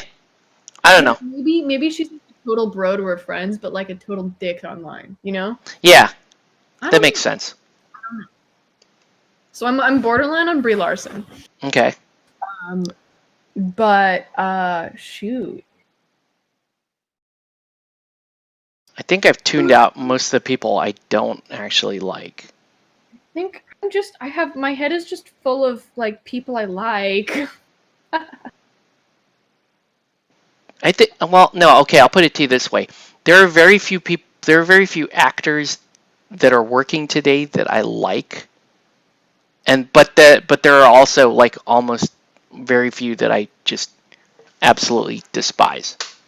Mm-hmm. So I guess most of them just fall in a giant bucket called I don't care for me. I feel like that's worse than hating because it takes passion to hate. Yeah, doesn't it? It takes literally nothing. It takes nothing. Yeah, apathy is the worst. Apathy's like my favorite though. You're just like, wow, I really don't care, and that must stick. Yeah. I always talk about that. I'm like, we need some apathy to return. We need a little bit of a return to that. You remember in 2015, 2014, 2015, when everybody was posting memes about the fucks that they don't give. You remember that? There was a wave of it. Behold the field where my fucks once, like there's no fucks to give, right? Like that needs to come back. We need more of that, folks. That will fix some of these problems. But anyways, let me think here though. Like actors that I don't, my least favorite. Like, is there an actor that could, if they, let's take your favorite movie or a movie that you're really looking forward to, maybe, and if you dropped a specific actor into that movie, would it screw up the whole thing for you? I mean, movies coming up that you know what? I just thought of it. Okay. I was really excited for Birds of Prey. Okay. I was so excited for then... And I feel like Margot Robbie totally beefed it. I think she beefed it. Man. Is Nelson in the chat? He's gonna freak. Is Nelson in the chat? I don't like Margot Robbie. I'm gonna be honest. I think she's kind of meh. Like meh. I don't know. It's okay. I mean, that's fine. Everybody kind of has their... What? I don't. I think Mary Elizabeth Winstead is 100 times better, but maybe that's just me. She kind of has a cult following, and it's largely Canadian, and she does. Comedians and gays. Yeah, yeah. I mean, she kind of just fits in that. I think she's really cool, and she's picked some really cool roles and stuff. I'm trying to think like who would absolutely just ruin a movie for me. I mean, like... a cop out answer would be like Charlie Sheen or something. But like what? I'm trying to think like who. I feel like any movie is enhanced for me by Steve Buscemi. There you go. Agree. Yeah. So I love Steve Buscemi just merely because he's kind of ridiculous. So I don't know if anyone can ruin a movie that Steve Buscemi is in because I'll be infinitely entertained anyway. So, you know how I wanted to do this meme again? We're talking memes like from 6-7 years ago, almost 10 years ago. This meme. Do you remember when everybody was doing those personality tests, and they would be like, Yes. "Oh man, I got Gandalf. That's what Lord of the Rings character I would be." And they post their results and shit, and you're like, "Oh man, look at me. I could be Batman if I could be anyone." And I always wanted to just clown that whole scene by coming up with a generic one that says "you are," and then with the little colon, and it would just be a picture of Donnie from The Big Lebowski. So it would just be Steve Buscemi's character. I don't know if you've seen The Big Lebowski. Yes, I have. But so, he's like, I get compared to that character quite a bit. Shut up, Donnie. You're not... Really? Really? Yeah. I mean, I live with terrible people, so I got compared to them quite a bit. That's rough, dude. I thought it was funny because I love Steve Buscemi, but I was like, ouch. But I just wanted to post that as my Facebook status. I'm like, oh man, I just took the Game of Thrones quiz and I come back as Donnie. Like, I think that would just be funny to me. Then, no matter, what handsome billionaire would you be? And it's like Bruce Wayne and Tony Stark. And then I would just put up fucking Donnie. That would be my answer. I came back as Donnie. Damn it. The millionaire nobody knew. Yeah. Every quiz I take, every personality quiz comes back as Donnie. Son of a... That would be my thing. Speaking of which... Oh, yes. I was going to say... Yeah. I have Big Lebowski miniatures. Oh my god, those exist? Yeah, I have a set of them. Miniature? Yeah, I have like miniature. I have like the dude. I have the Big Lebowski. I have the Big Lebowski in his wheelchair. I have, obviously Donnie. Do I have to freehand the what? The sweater. Yes, you do. Ooh. But he comes with, he has like little different arms and stuff, and I have him making the White Russian, so he has the carton of milk and the drink, and it even comes with Flea, the nihilist. Yes, yeah. So I gotta say, you should challenge yourself one time if you have a free moment and do like freehand the full like sweater on stream or something like that. Oh jeez, I'm terrible at freehand. My freehand is atrocious. What's that? I did the Mandalorian symbol in oils on Boba Fett. Oh wow! I got that whole. I did that with oils, which is hard. Yeah, it is. So that was fun. I had a good time with that. It turned out okay. It's like on my desk right now. Nice. So I feel like you should try it. Like challenge yourself one time. I guess I'm like big on challenges. That's quite a challenge. I think my main challenge is setting aside time to do something like that in between commission work or whatever. Now I'm just making shit up. Like now I'm just coming up with excuses that Yes. Sure. Understood. Why not? No, I do like challenges, but let's see. Oh wait, yes, you do. Yeah, challenges are good though. Did we do them all? We did them all to day 7. I guess we can keep going if you want. Let's see. Let's ask a couple more. No, we did that. I have a question that's just been on my mind for a while. Let's do it. favorite movie character that died that you think deserved a better death or shouldn't have died at all? Oh man, these are all really good questions. It's been on my head for a hot minute. Favorite movie character that died that didn't deserve to die? I mean, there's a lot of those. I'm almost going to have to kind of limit myself to specific things. I guess if we're talking about... Well, hold on. I should just pick a movie that I like. Like if we're talking about... Start with what? Start with something you know. Like a movie. Yeah, let's see. Maybe... Okay, so I guess we'll pick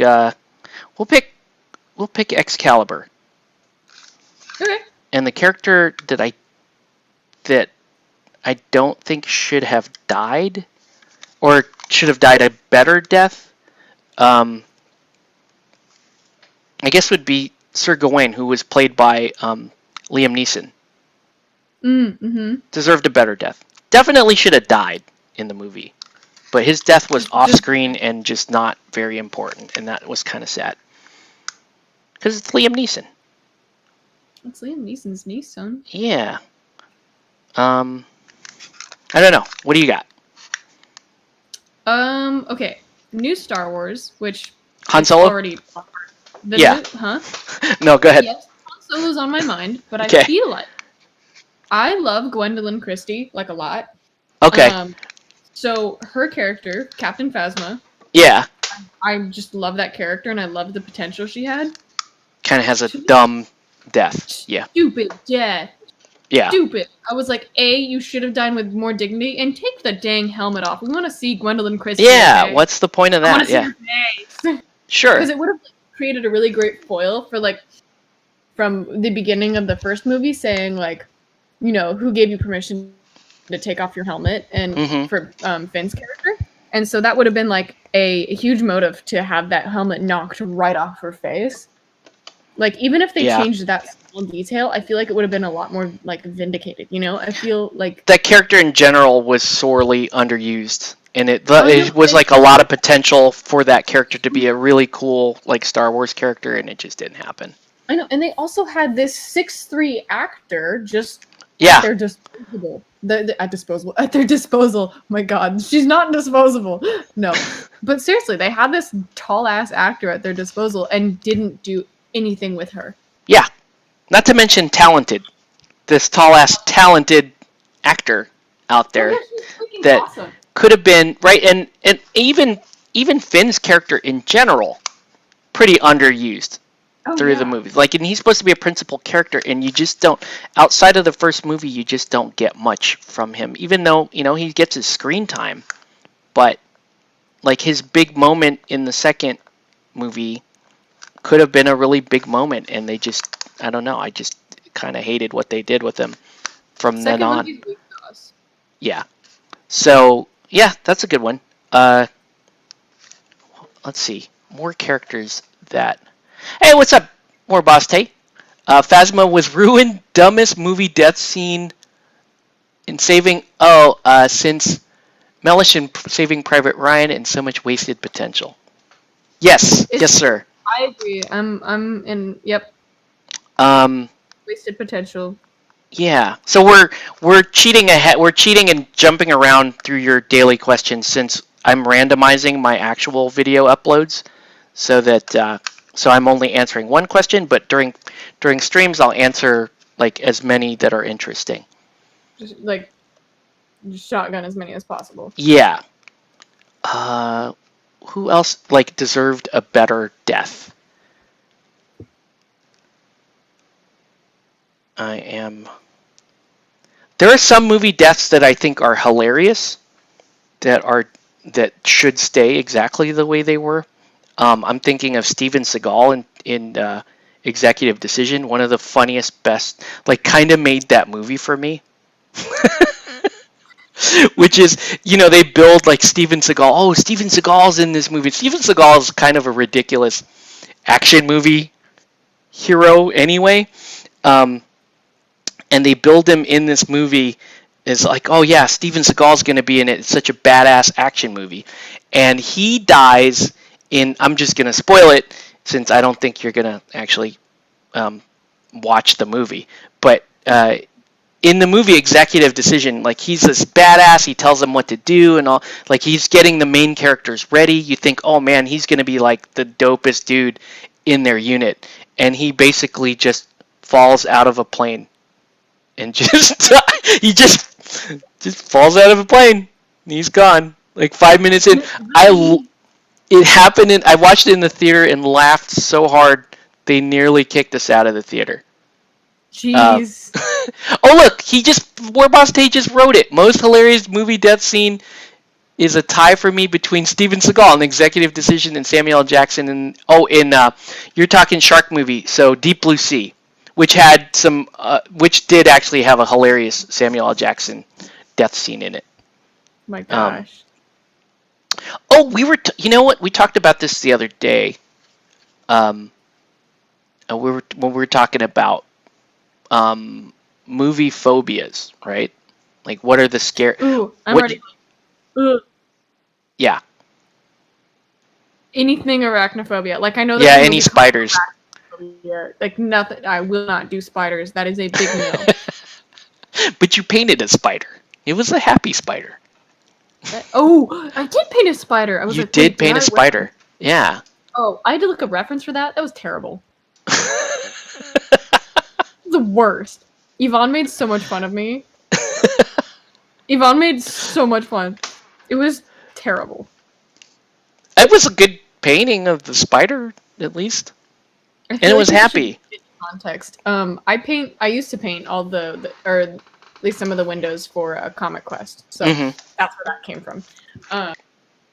Yeah, I'm terrified. Yeah, so for me, it's not fast zombies, it's slow zombies.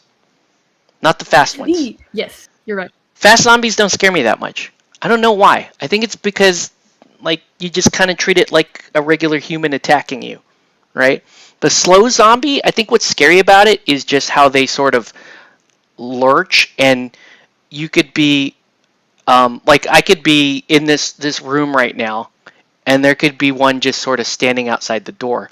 But because it's not a fast zombie, it's just going to kind of sit there until it can either smell me. Festering wound. Or, there may be, there's a sliding glass door on this side of the room. There could be just a few that are just sort of pawing at the glass, right? They're not threatening they're not like punching their way through or kicking or anything like that. They're just slowly gathering in a large crowd out in the dark, right? Just waiting for me to fall asleep. Yeah, that would be pretty bad. Okay.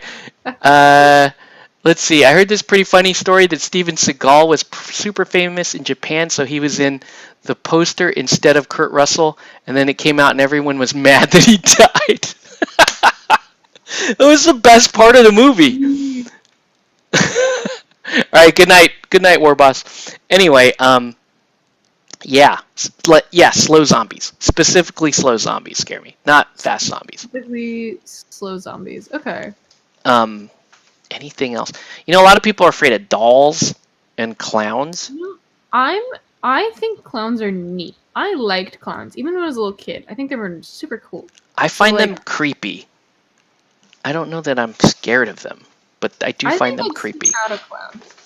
I think I'd seek them out. Like, genuinely, I'd try to find one. Yeah, I'm not chilling with you and clowns. I don't know. If you're like, I'd be like, nah. What if they were juggalos? Would that, would you change your mind? What's that? What do you mean? Just like... I'm sorry. Juggalo is a very dated term. It's I don't know. That's juggalos are basically from the band Insane Clown Posse.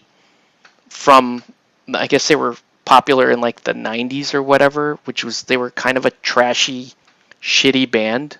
But their whole thing was, hey, we're these crazy, insane clowns, and their fans would also dress up as psychotic clowns, and they were called juggalos.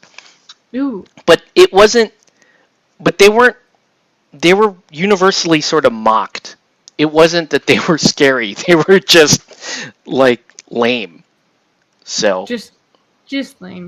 yeah, they would just be Okay. sort of like trashy wannabe tough guy dudes that are like, yeah, we're juggalos, like we're ICP and all, and like, yeah, no. Yeah, I don't know. It's really sad that I remembered that and had to explain it. It's really sad. I mean, I It's can only pretty imagine sad. that's pretty sad. It's pretty sad. I mean, I had to explain a lot of like 2000 songs to somebody who was born in 2004. That Oh wow. killed me. Wow. That killed. I also did like explain a lot of like low rise jeans. That also hurt me. That one hurt me, and I'm 20. That hurts. Low right. Like, Oh yeah. thinking about someone who doesn't know like why low rise jeans were a thing, or like what was God, there's a lot of just pop culture moments that I'm aware of, and I'm like, wow, you were too young to remember that. That hurts me genuinely. Oh And well. I'm only 20. Yeah, you didn't have to live through Juggalos, so there you go. That's good. It's a good You're thing. right. I'm fine. Let's see. Any other scary? I don't know. Just that. I'm not really. Most horror movie stuff doesn't really mess with me at all. Ooh, do you have like a line? Do you have like a horror movie line? And you're like, if this happens, I'm gonna leave. Like a ultimatum. That's a really good question. A horror movie line. No, it would mainly be around like if the movie is so dumb or bad. Like if it's and it's almost to scale, right? Because I kind of scale movie based on budget. So if I know that they spent a lot of money on a movie, like a horror movie, and it's just dumb or bad, then yeah. I guess my line would be more around kind of the torture porn aspect, right? If a movie is just torture porn, like I guess I would cite maybe the late Hostel series movies, where it's like that. There's not even really a point to it. It's just kind of dumb. Like Saw. Yeah, the Saw series, which actually had a really cool premise initially, the initial movie, and then it just really kind of devolved into torture porn. So I'm like, yeah, not really down for that. Yeah. I think for me, it's obviously I have like two lines. Obviously, if it gets into like really, really testy subjects, like some not so desirable, very political topics. I don't know, like sexual assault, or big no. But like kids that are dying, like any form of kids that die, that's a no. And I will leave the theater. It doesn't matter if it's like comedic or it's fine or it's tasteful. I leave. Like, if it's done right, I still will leave. I don't know what it is. I'm just like, I just don't. So there's I think it's an Italian horror movie that came out in the 80s that is like honestly one of the coolest movies I've seen in a while, and it was called Demons 2. I've never seen Demons 1. It's just specifically Demons 2. And in Demons 2, these demons, cleverly enough, they start to manifest in people, and the demons attack this apartment building in either Spain or Italy. I forget what country this movie is from. But it was such a fascinating movie because you're watching kind of like a zombie apocalypse in a way, but how the different types of people all living in this apartment building fend off the demon attack, right? So you have like your typical family, and the mom is trying to protect them from the demons, and then you have like the demons come in and they attack the gym that's inside the apartment building, and so now you have all these like weightlifter guys fighting the demons with barbells and stuff, and then the demons attack people in a kitchen, and now you have chefs with knives and stuff and it was really cool. Like, it's a really cool movie that I could get into, but the way they kill a kid in the movie is really like really rough. Right? He doesn't just Yeah. die in like a regular, oh no, they killed a kid.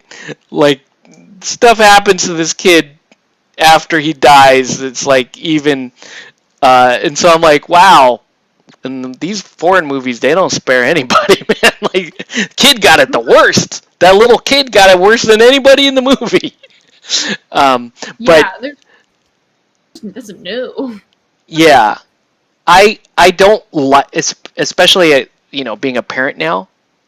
That can be extremely difficult for me to watch. But I'll still hang in if it's a good enough movie. Like in the case of Demons 2, I will stay in because it's a good movie. But yeah, and I don't know if it because it is like such a fantasy type thing that you're like, it's okay. I don't know. Yeah, no, for me, what was the worst kid death in a movie? I almost walked out if I wasn't the ride for my roommates.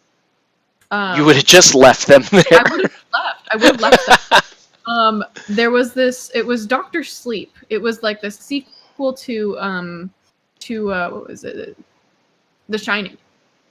And I didn't realize there was a sequel. Yeah, it's called Interesting. Doctor Sleep. It's like a low key kind of sequel. Okay. To Shining, and it came out like 2019, and the whole premise is Danny has these powers now, like these low key powers, and he's like the hotel's trying to contact him.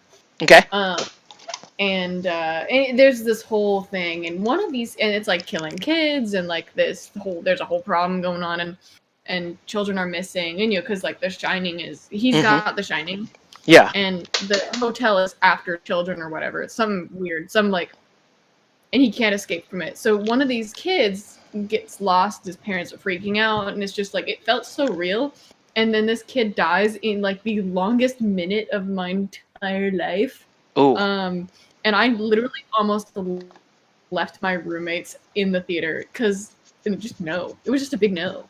Yeah. It was like, you don't do that. You don't. And it was like, it's a serious movie. Yeah. And when you kill a kid like that, you use a bad taste in your mouth. And I'm like, no, I'm good. I think I'll leave. Yeah, I don't know. I don't. I think I would. I think I only. No, I've never. Well, no, that's not true. I walked out. I did walk out on a movie, but it had nothing to do with the movie. That was just what we call a bad date. So, anyways, oh my god! Yeah, there is a story there, and it's pretty rough. But but yeah. What? But speaking of The Shining. Yeah. In The Shining, the hotel. Yes. The hotel is literally just the outside of a lodge on the Mount Hood, which is the mountain in Oregon. It's like 2 hours away from where I am. Okay. Every October before COVID, they would hold a Halloween film festival there, and so it's the outside is where they film The Shining, so they have all their props and things out there, and it's a ski lodge. So in October, you would go and they would change their carpets for one night. They wouldn't upholster them, but they just leave like a layover on the carpets, and it's The Shining carpet. And it's a film festival for all these horror movies. Okay. Like a almost That's like cool. a Sundance, new horror movies. And I went to it 1 year. It was really cool, and I'm so sad that I can't go again because I would totally go another time. And I think they're going to do it again. But yeah, Shining. I love that movie.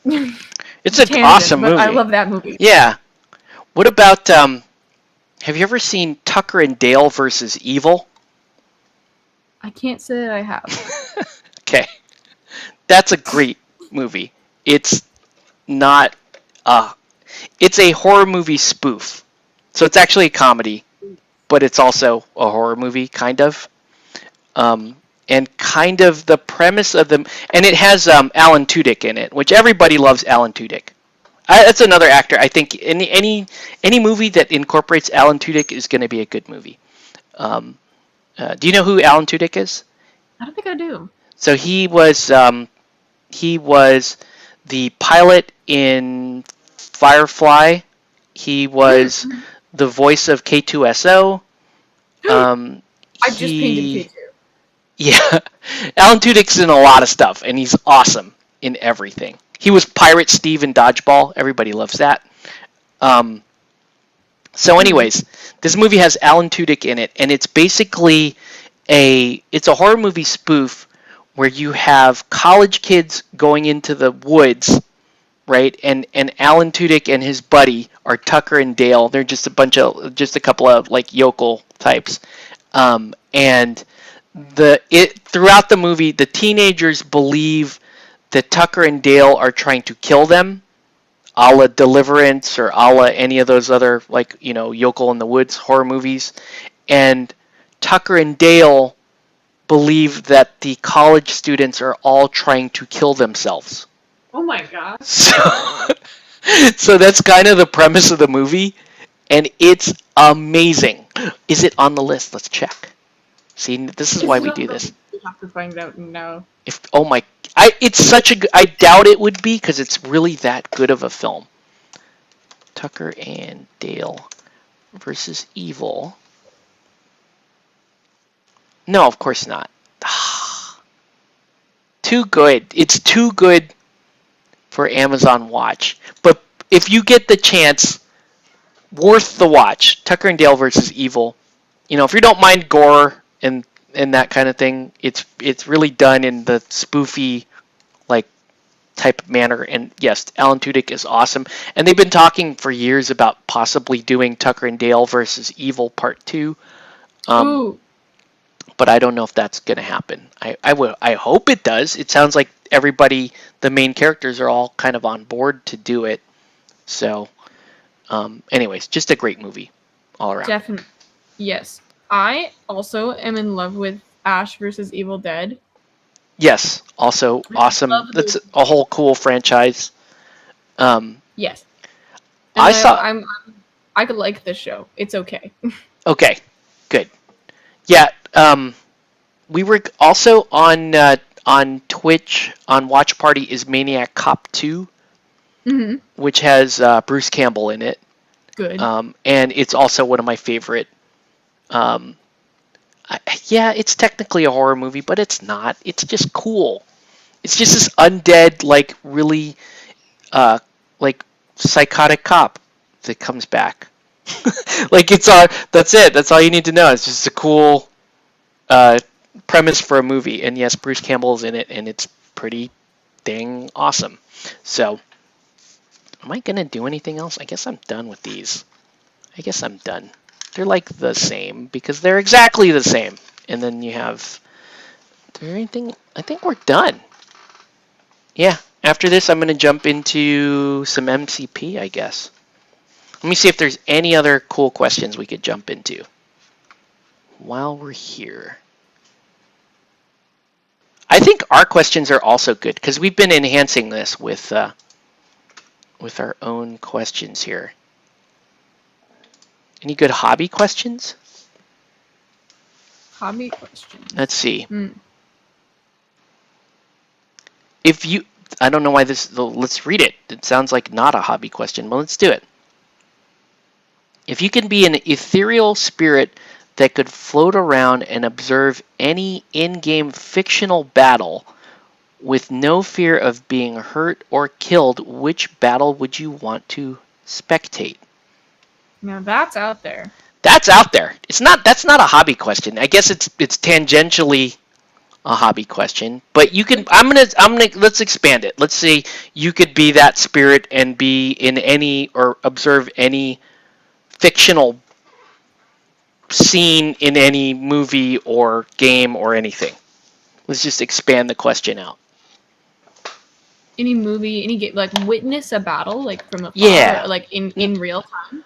Yeah, but like you're a floating spirit, so you can go first person and just check the whole thing out. So like just the premise is witnessing a battle, but like cooler. Yeah. Ooh, that's a good question. There are many. Just put it that way. There's a lot.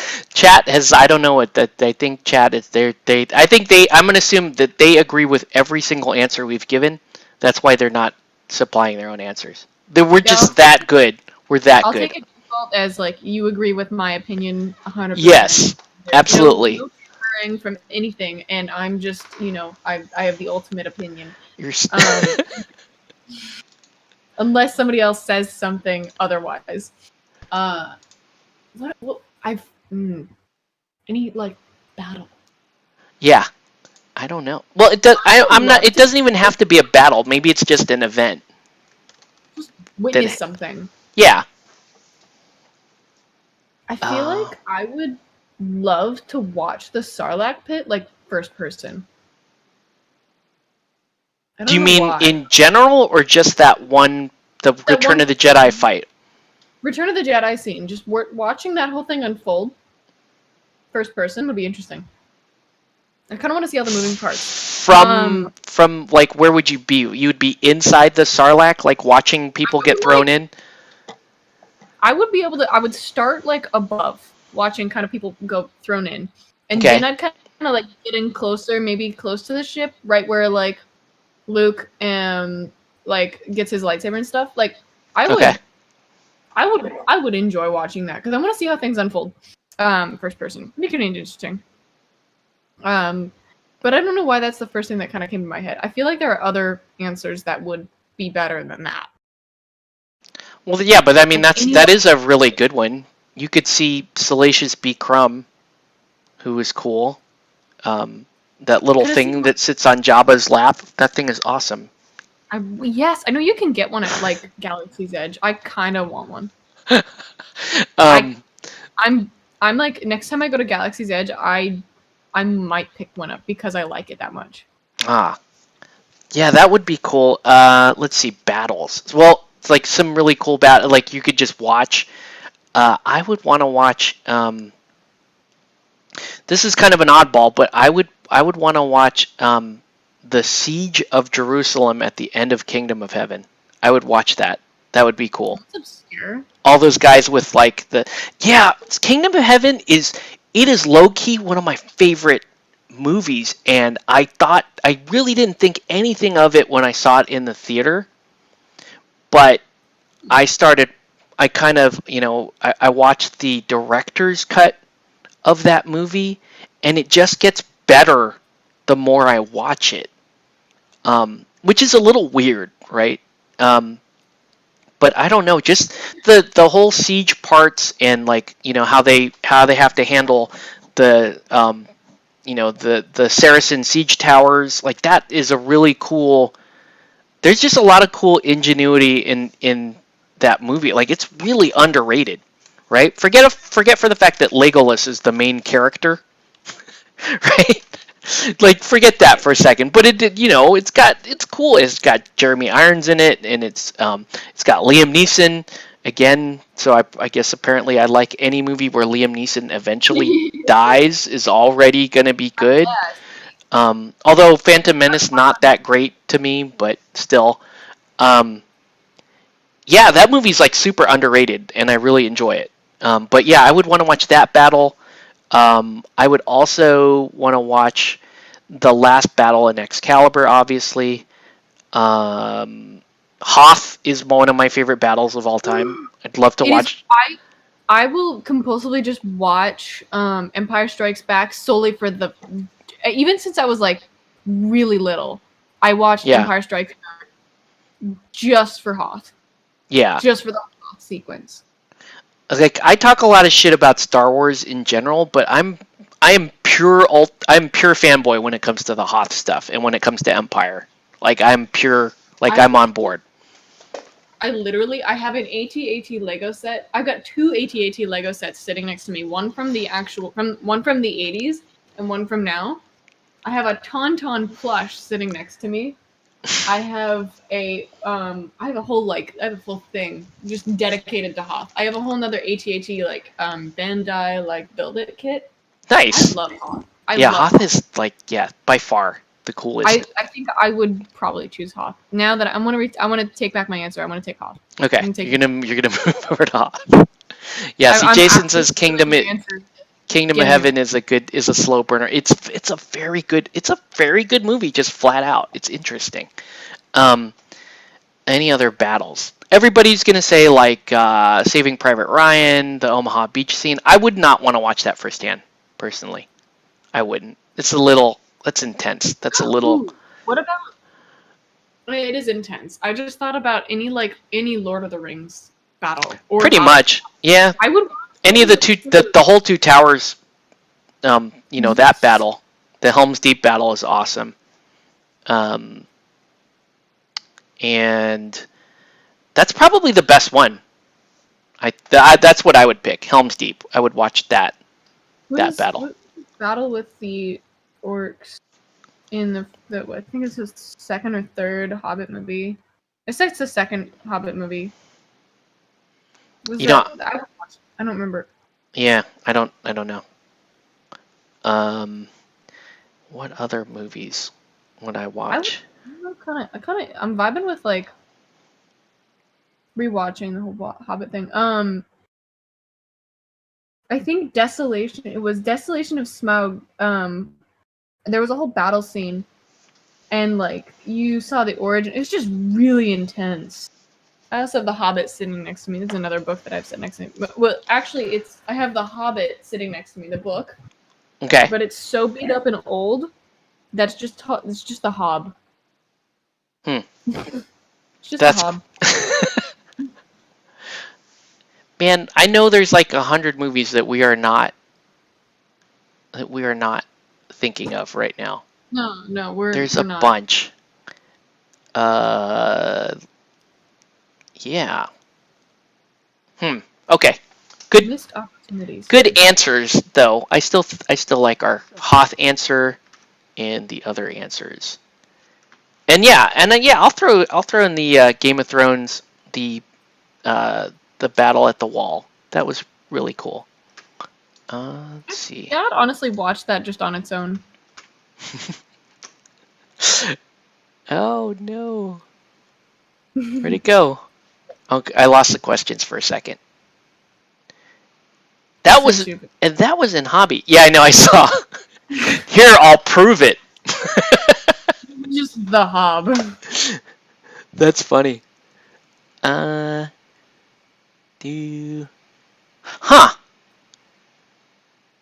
That's a great question, and we're going to skip to it. But I don't think we can answer it. It's too difficult. Try me. All right, I'll let you pick. Uh-oh, I got a kid awake. Go to bed, buddy. You're up late. There he goes. That was easy. Okay. No, shh, go to bed. It's late. Go to bed.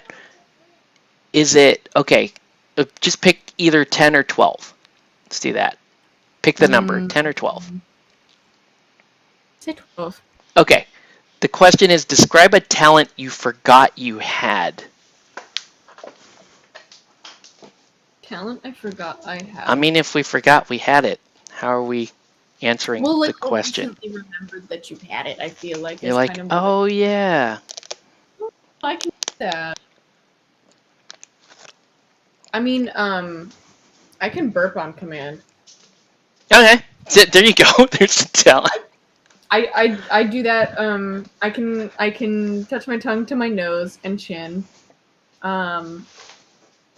Weird body talent. That's yeah. Okay, let's just do weird body talents. I'm down. I fit inside some suitcases, things like that. You know. You fit that weird jacket that I had that no human can fit. The Darth Vader one? Yeah, that's a weird. Yes. That was weird. I have that. It's actually in my closet right now. I'm looking at it. Are you double jointed anywhere? Absolutely not. Okay. Here's a weird. I'm missing a fingerprint. Yeah. Yeah. You got it. What's the story of that? You told me there was an injury or something, right? Yeah. I'm Okay. missing a fingerprint on my index finger, and it like every 3 or 4 days it just sheds its skin because there's nothing to hold it there. Okay. That's cute. Especially when I get super glue on it, it just rips it right off. what was I think 7 or 8, and I've always kind of been a crafty kid. So I always, did crafts and I don't know.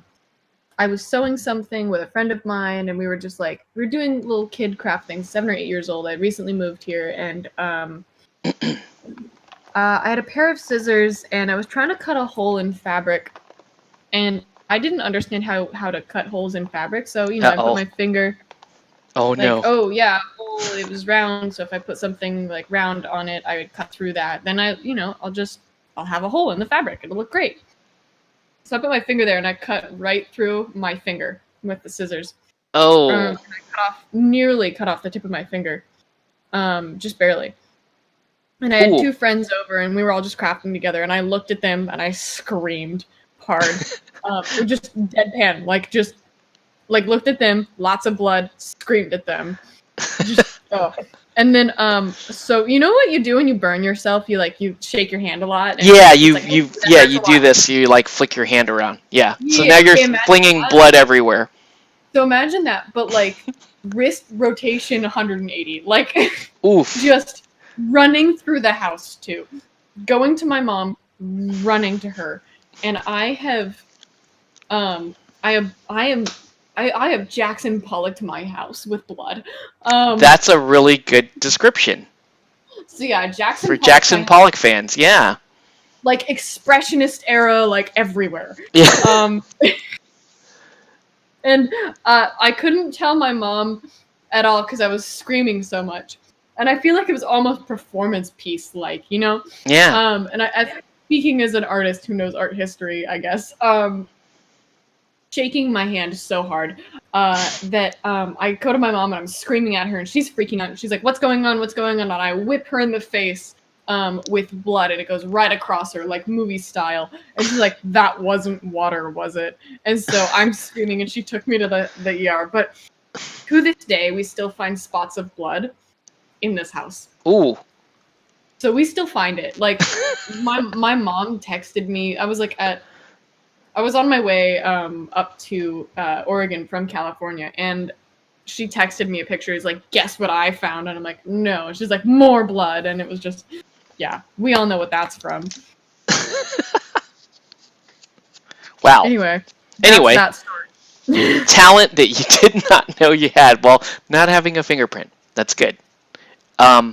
I am double jointed. Well, I don't know if that counts, but I can do, for example, I can do this, right? With Ooh. I can do it with, and I can do, like, it. I guess it got not as good as it used to be. Like, I used to form like a perfect, like, right angles with these. Ooh, I used to just, like, I used to just, and then you do that and it creeps people out. Right? But I can do, like that. There you go. Talent I forgot I had. Oh yeah, I can do that. Good question. I guess that's it. I don't. Yeah. that's all we have. We'll come up. Yeah. Well, that was it. I don't have a story about blood going all over. No, do you have house. an injury that was just formative, or like do you have an injury that you just remember being pretty bad? Not bad, but okay. So I don't even know if you can see it, but if you look here, right there, there's a tiny little scar right there, right? And I keep lizards. That's a thing, right? And in my younger days, I used to keep a lot of different lizards. Like, that was like big into that herpetology. And I had, my biggest pet was, I had a pet tegu. It's a 3-foot carnivorous lizard. It's a black and white tegu, absolutely gorgeous animal. And I named her Gamera after the kaiju Gamera. Yes. Because Gamera sleeps under the sea, right? And when I first encountered Gamera, she was a little baby. She started off about that big, and she was asleep underwater. They just sleep in water sometimes. And she was like my kitty cat, and I had her for like 18 or 19 years before she finally died. But anyways, this is not about Gamera. But this is not. Because Gamera was a kitten, like a kitten. She would never harm me. She was just wonderful and just great. And but I tried to get her a roommate once, and I got her a little baby Nile monitor. And so the Nile monitors, they start off a little bit bigger, but and they can end up being a lot bigger. But anyways, so I had this little baby monitor that was really sweet, and I would handle the baby monitor, and it was super cool. But every now and then, it would just decide to latch on, right? It would I just get a hold of flesh and just clamp its teeth down, and there you go. And gosh. one day I had the monitor, right? I had her in my hand like this, and her head was out here, and she whipped her head all the way around and latched onto that spot right there, and did not let go for about 2 to 3 hours. Oh my gosh. She just kept, and I'm like, eventually she's gonna let go. I put her head in water, like but now monitors are also semi-aquatic, so she didn't care. And I was like, maybe I could offer her some other food. And I'm like walking around the house, and I got this lizard stuck right there for like She's 2 hours. she's just hanging on. And finally, I did a dumb thing and decided to pull a little bit, right? So I'm like, okay, maybe if I could just gently, because I didn't want to hurt her. She was small.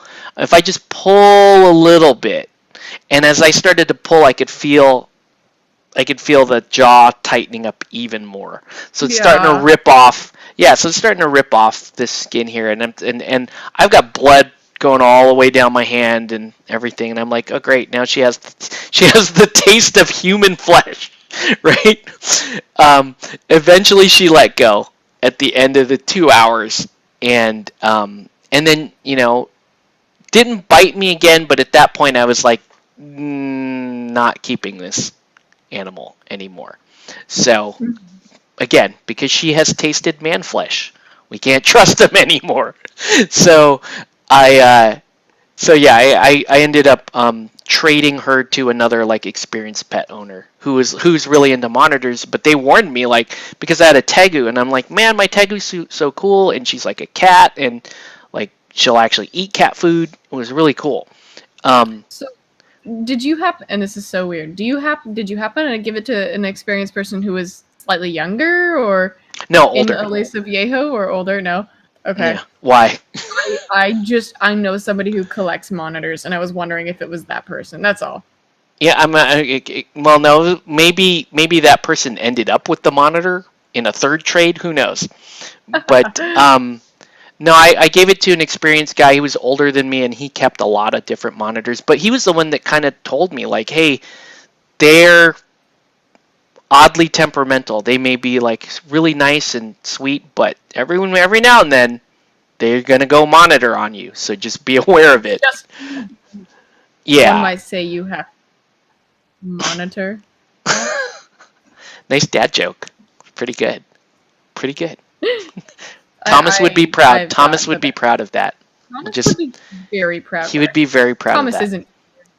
Yeah, no, he's not. He does jump in from time to time though, but I guess he's not in our chat tonight. Yeah, that's my story of this thing. Which Yeah. yeah, I guess that's it. I like Okay. that. That's great.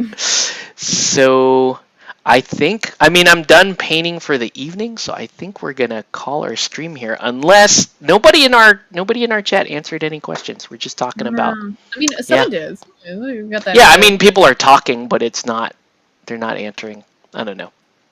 I guess they don't keep monitors or cut their fingers off. Or no, right. they probably don't. They're just judging us. Stop judging us. It's okay. I'm sure you guys did stuff like that. That would be a great question. Tell us about the most blood you've ever lost.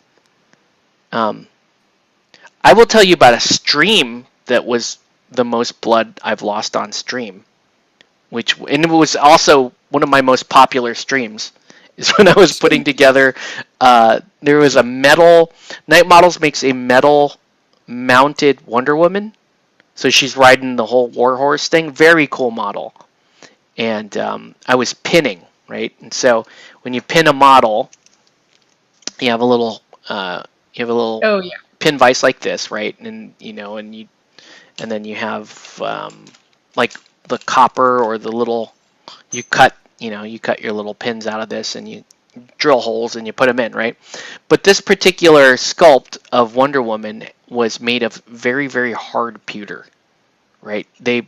Because pewter, they kind of mix the metals to make they're partially soft and partially very hard, but this particular cast was super hard. So what was happening was I'm drilling into this and sometimes the bit is breaking or it's slipping, and so it will just jab right into your fingers, right? So you'll slip and boom, and it'll go straight in, and you start to bleed, right? And what happened in that feed in that stream was I broke about I want to say 5 or 6 of these, and I ended up with like 8 holes in this hand in like various spots, and so this hand was just like bleeding out and there was like blood on here, and I'm still trying to put the model together on stream, and people are like the people were laughing so hard they were like liking and sharing like this is the best thing ever, and it was on the stream was on my Facebook page, so I was streaming directly to the page,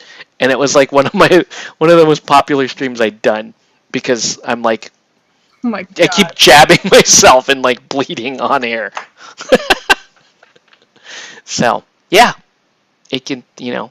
sure. Oh my gosh. That's the thing. The most blood I ever lost. I mean, gosh. Oh, I mean, I smashed my hand into an orange. Like I tried to catch an orange juice glass and I smashed it into granite. Ooh. So I dropped it and I tried to catch it, and I have pretty quick reflexes. So I caught it midair and jammed it right into the edge of a counter, like Leonardo DiCaprio style. Just and you know. Mm-hmm. You know. Wow. So, yeah. Would you say you're accident prone? Very much so. I don't consider myself to be very accident prone, but we all careful, have our moments. Yeah, well, and you also engage in some, you engage in some sharp object and punchy hobby activities. So sure, makes sense. Mm-hmm. Yeah, I mean, I've stapled my hands together. That was a fun one. Ooh. What? Was what? Also pretty good. Yes. Let me do a little dry brush here before we. Yeah, I stapled my hands together. I just done a lot of. You stapled your hands together. One of my weirdest injuries was one of my more expensive ones too. Okay. And it was totally my roommate's fault too. Yeah, I have a lot of pent up anger, I guess, about my roommates, but I hope this is entertaining for some people. They had one of my roommates had rats. Pet rats. Okay. Pet rats. Okay. Just because they got them from a friend who got them from a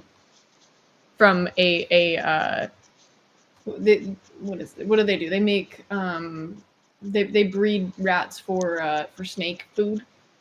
Okay. So they weren't even like real feeder rats. Sure. Yeah, they're just feeders. Okay. And so my roommate had a whole big cage, and I went into there to talk to about some homework assignment, what have you not, and my hand happened to be somewhat near the cage. Uh-oh. And one of the rats reached out its crabby little hands and pulled my finger towards the cage and took a chunk out of my finger. Oh. I was like, well, that's unpleasant. So I washed my hands and I was like, well, your rat's stupid. I'm going to go into the other room. And I put a Band-Aid on it, called it fine. Yeah. I started getting some weird symptoms the day after. Oh, no. Like, hey, you should go to the hospital. That would be a good idea. My mom was like, no. You didn't go to the hospital immediately after. And I was like, no, I didn't. And so I went to the hospital and they're like, well, you've got something called rat bite fever. And it's pretty common here in California for da-da-da. And, it could, if you don't take the right medication, you could die. And I'm like, you mean what? I I've never heard of rat bite fever, so it can't. How common can it be? Come on. I mean, it's not that common. It's not. It's just it happens, and it happened to a kid who in California who died. Okay. And Californians take it really seriously, I guess. Well, yeah, that's sure, if you can die from it. I've never heard of rat bite fever. So I got it. I didn't hear of it until I got it. So I got it, and I took antibiotics, and they were like monitoring me. It was just expensive. It was just really expensive. I told them they had to get rid of the rats immediately after all of that, though. Yeah. Not for long.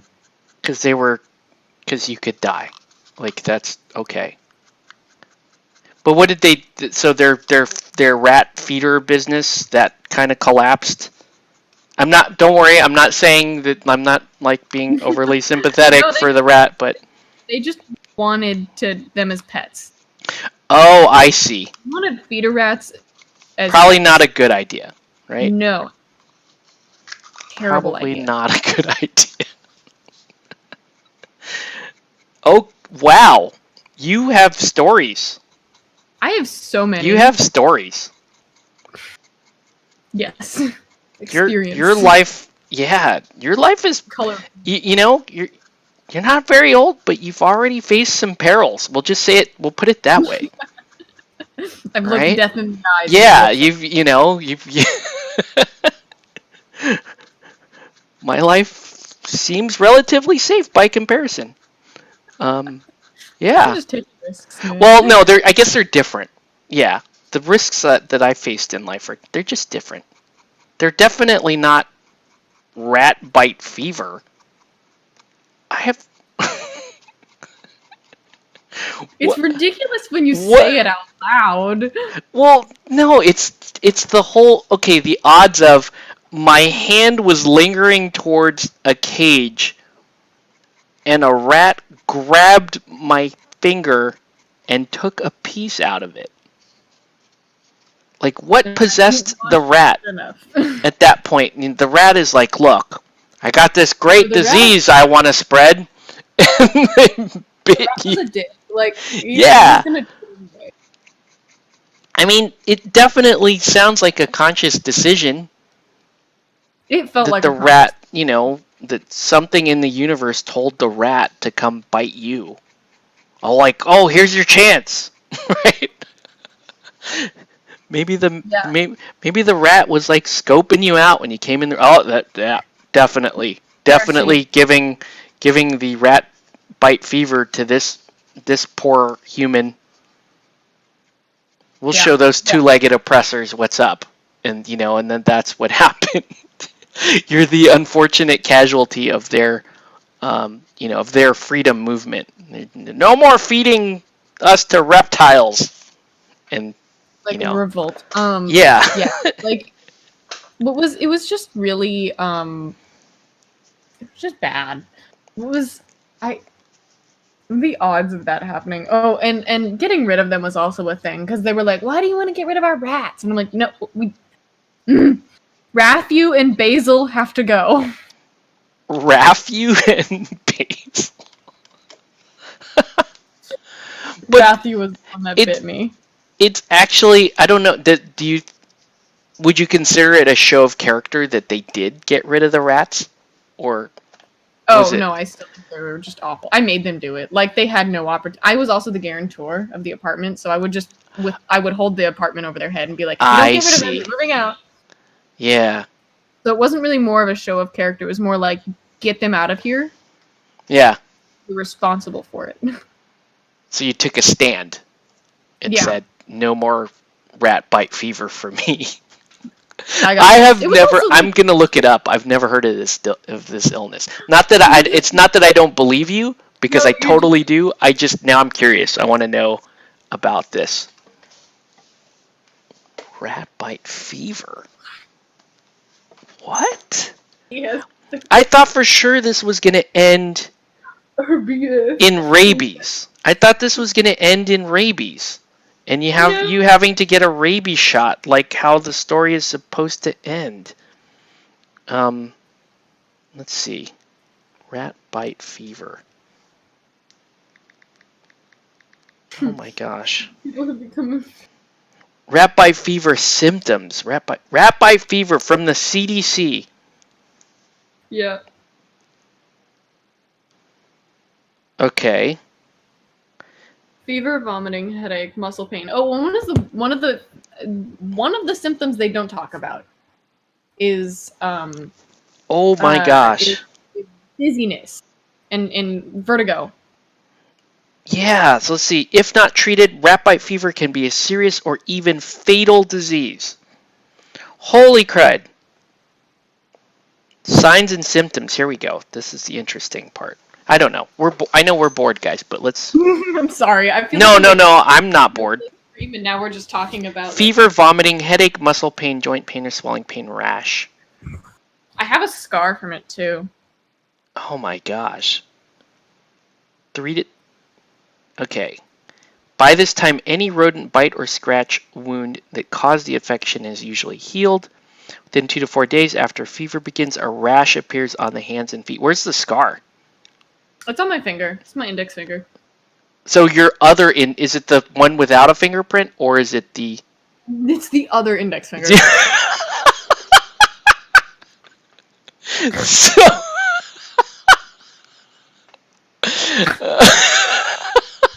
I know.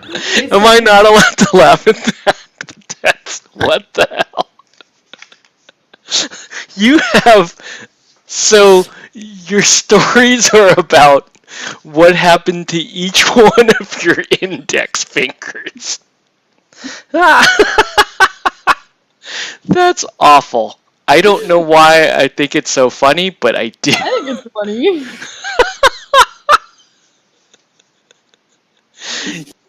Yeah. That's funny. here's the story of my life as detailed by my 2 index fingers. There you go. No. And that's just freshman year of college. Of college, jeez. This is just my freshman year. Well, I mean, I cut my finger when I was young, but like other things have happened since then. Yeah, it was. Do you consider California just kind of a bad time in general? Then, like, no, what? I like California. I Okay. like and rats in it, I guess. Oh my gosh! Look at this. Infections of the liver, hepatitis, and these are rough, man. It's not bad, right? Okay, so it didn't get too bad Mhm. because I caught it early. Yeah. I was like, by day 3 or 4, I was like, yeah, I've got a fever. My head hurts and I can't really stand up very straight because I'll fall over. Because I had vertigo and stuff. So I talked to my doctor and they were like, well, you haven't had your tetanus shot. Maybe you should get that. And I'm like, oh. That's probably a good idea. Okay. Yeah. And they're like, oh, and we want you to take antibiotics for this really fatal disease. I'm like, okay. Yeah, because look at what happens when it spreads, right? Yeah, I could Holy die. crud! About 1 in 10 people who have RBF die. That's a 10% mortality rate. Holy crap! This is like a real. Holy! I am never touching rats. Never touch, especially There's the California rats thing is an issue. That's why you're not allowed to buy them as pets anymore. Yeah, and I found rat droppings that we have, like this outdoor storage like closet out in front of my house. There's rat droppings in there. I'm gonna trap the shit out of that. Get rid Wow, of it. yeah. Symptoms and signs of spirillary RBF. Sudoku, not the puzzle. Not the math puzzle Sudoku, guys. Wow. I don't know who's still on anymore, but I don't know if people are still watching, but we're gonna call it here pretty soon. But anyways, Okay. no, we still have people watching. Oh my god, I few hope they're people. entertained. There's a few people. We're all learning about this. Like, well, most of the people watching are from California, so kill the rats. Kill them. Don't kill the kangaroo rats, though. Those are That's a threatened species. Okay, guys, don't kill them. So if it's hopping on its hind legs like a kangaroo, don't kill that rat. Just kill regular ass rats. Regular The ass ones, rat. the ones in your house, just kill them. They're bad. Swollen lymph nodes. Holy crud. So I had that. Oh my god. Like, that's a really bad... I'm just gonna leave it right there. About 1 in 10. We're not sure. About 1 in 10 are just I've gonna been die. They're just gonna infected. die. Jose's still listening. There you go. I'm still listening. I hope. I mean, if anything, it's just conversation for whomever is painting to this. This is like, Yeah. Maybe that should have been a daily question. Like, did you almost die from a rat? Apparently, Yes. we'll get Yes. some answers. Oh, and every doctor I ever talked to, they're like, so tell me about rat bite fever, and I'm like, oh god, it's on all my records. Dude, like, that's no joke, man. Well, it's everywhere. It's on my Rat records all the time. bite fever. You know, we die because we you know, The Office made a whole joke about the character, I forget which character, Meredith or whatever, gets rabies because they put a bat on her head. But The Office. yeah, from The Office, and you're like, yeah, rabies is a serious disease, which it is actually. You know, if you contract rabies, that's a pretty serious. Yeah. Like that's like 100% mortality. What is that? What was that horror movie where there's like a strain of rabies that people get locked into an apartment building? It's a fairly recent. When I say fairly recent, I'm going to say within the past 20 years. Forget the name of that. I forget the name of that horror movie. But yeah, it was about rabies. That there's a strain of rabies, and it makes people go mad, and they start attacking one another, and then they eventually die. But yeah, so we're getting comments. Rat fever is COVID level. No, COVID does not have a 10% fatality rate, so it's way above that. The plague was spread. Yes, the plague was spread via rats. Yes, it was. And then, having lived in Manila, touching rats or keeping them as pets is a definite no. Yeah, it's just a bad idea in general. But I have never heard of rat bite fever. Okay, and yeah, so don't do it. Apparently, and the sometimes you'll see rats, like people keeping rats is like they're pet rats, and those are like super clean. Like they make sure that but not feeder rats. Feeder, you have no idea what sort of. Destined to fail. That was 100% destined to fail. Yeah, that was just like a poor decision, right, on your roommates. Mm-hmm. Was that just sort of an impulse thing? Like, hey, dude, they were totally gonna feed these rats, but we're keeping them now. Isn't it great? No, that's exactly what happened. That's exactly. They were like, oh my god, they were gonna kill this rat, and I just couldn't say no. And I'm like, you what? Oh no.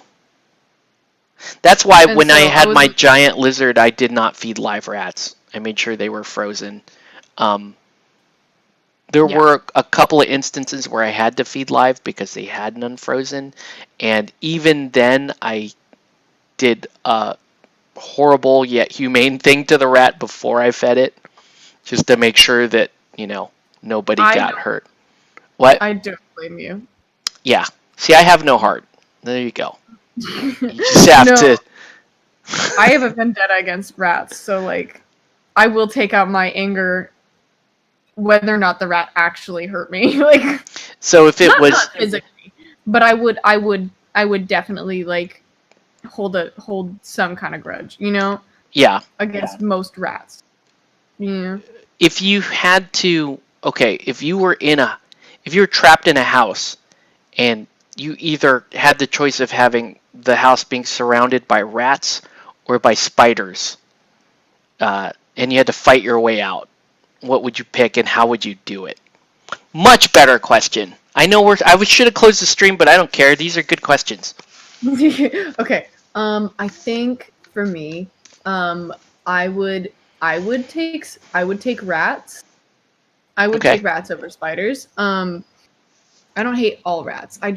don't like them. But let's say they were all like RBF infected rats. RBF infected. Yeah. Okay. So I World War Z it, and I wrap my legs in like magazines and newspaper and stuff, like Okay. thick magazines, and I bolt. I can just kick. I can just start kicking. Yeah. I have no heart. I'm just gonna keep kicking. There you go. I thought Yeah. maybe you could put on a suit of armor like Shredder from Ninja Oh. Turtles and just No, I combat would roll. totally- Yeah. Just I turn would yourself totally- into an armadillo and just roll your way around the house and get out that way. I'm so a wannabe knight though. Like I really am a wannabe knight. like a knight in shining armor. I'm a wannabe knight. There you go. Okay. I would 100% do that. So, yeah. And I guess for me, I guess the Yep. choice would be slow zombies outside or what would be the other thing that I would be really like scared or skeeved out by? Slow zombies or I also don't. Oh, I don't really like. I don't really like tapeworms or lampreys. I guess that's not, or leeches. I guess that would be kind of bad. Yeah, let's go with leeches or lampreys because those are kind of gross and they have, right? And therefore, I guess it would be easier to fight my way out of zombies. Maybe I do the same thing. Maybe I put on the shredder armor. No, I would do it yeah, I guess so. Or flamethrower. Flamethrower versus leeches would make the most sense, and that would be the most effective. Mm-hmm. So maybe we do that. Okay. Anything else? Any other creepy? I think we've beat it to death. I think we're good. That I would call a good beat to death. Yeah, we're gonna end the night now with that thought.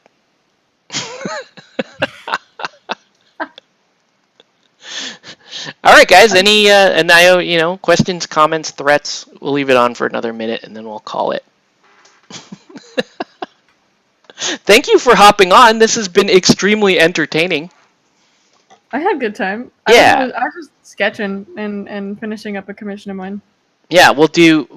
My plan is, because this painting challenge it goes the entire month of February, so every Sunday night the stream is to do the questions basically.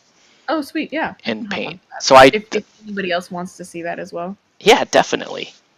Yeah, you help get the conversation going, and now we know the story of your 2 index fingers, so that's good. Yes, and there's more to come. I have so many other weird stories. All right, everybody, have a good night, and we'll catch you on the next one. For sure. Okay, yeah, thanks for hopping on. Of course.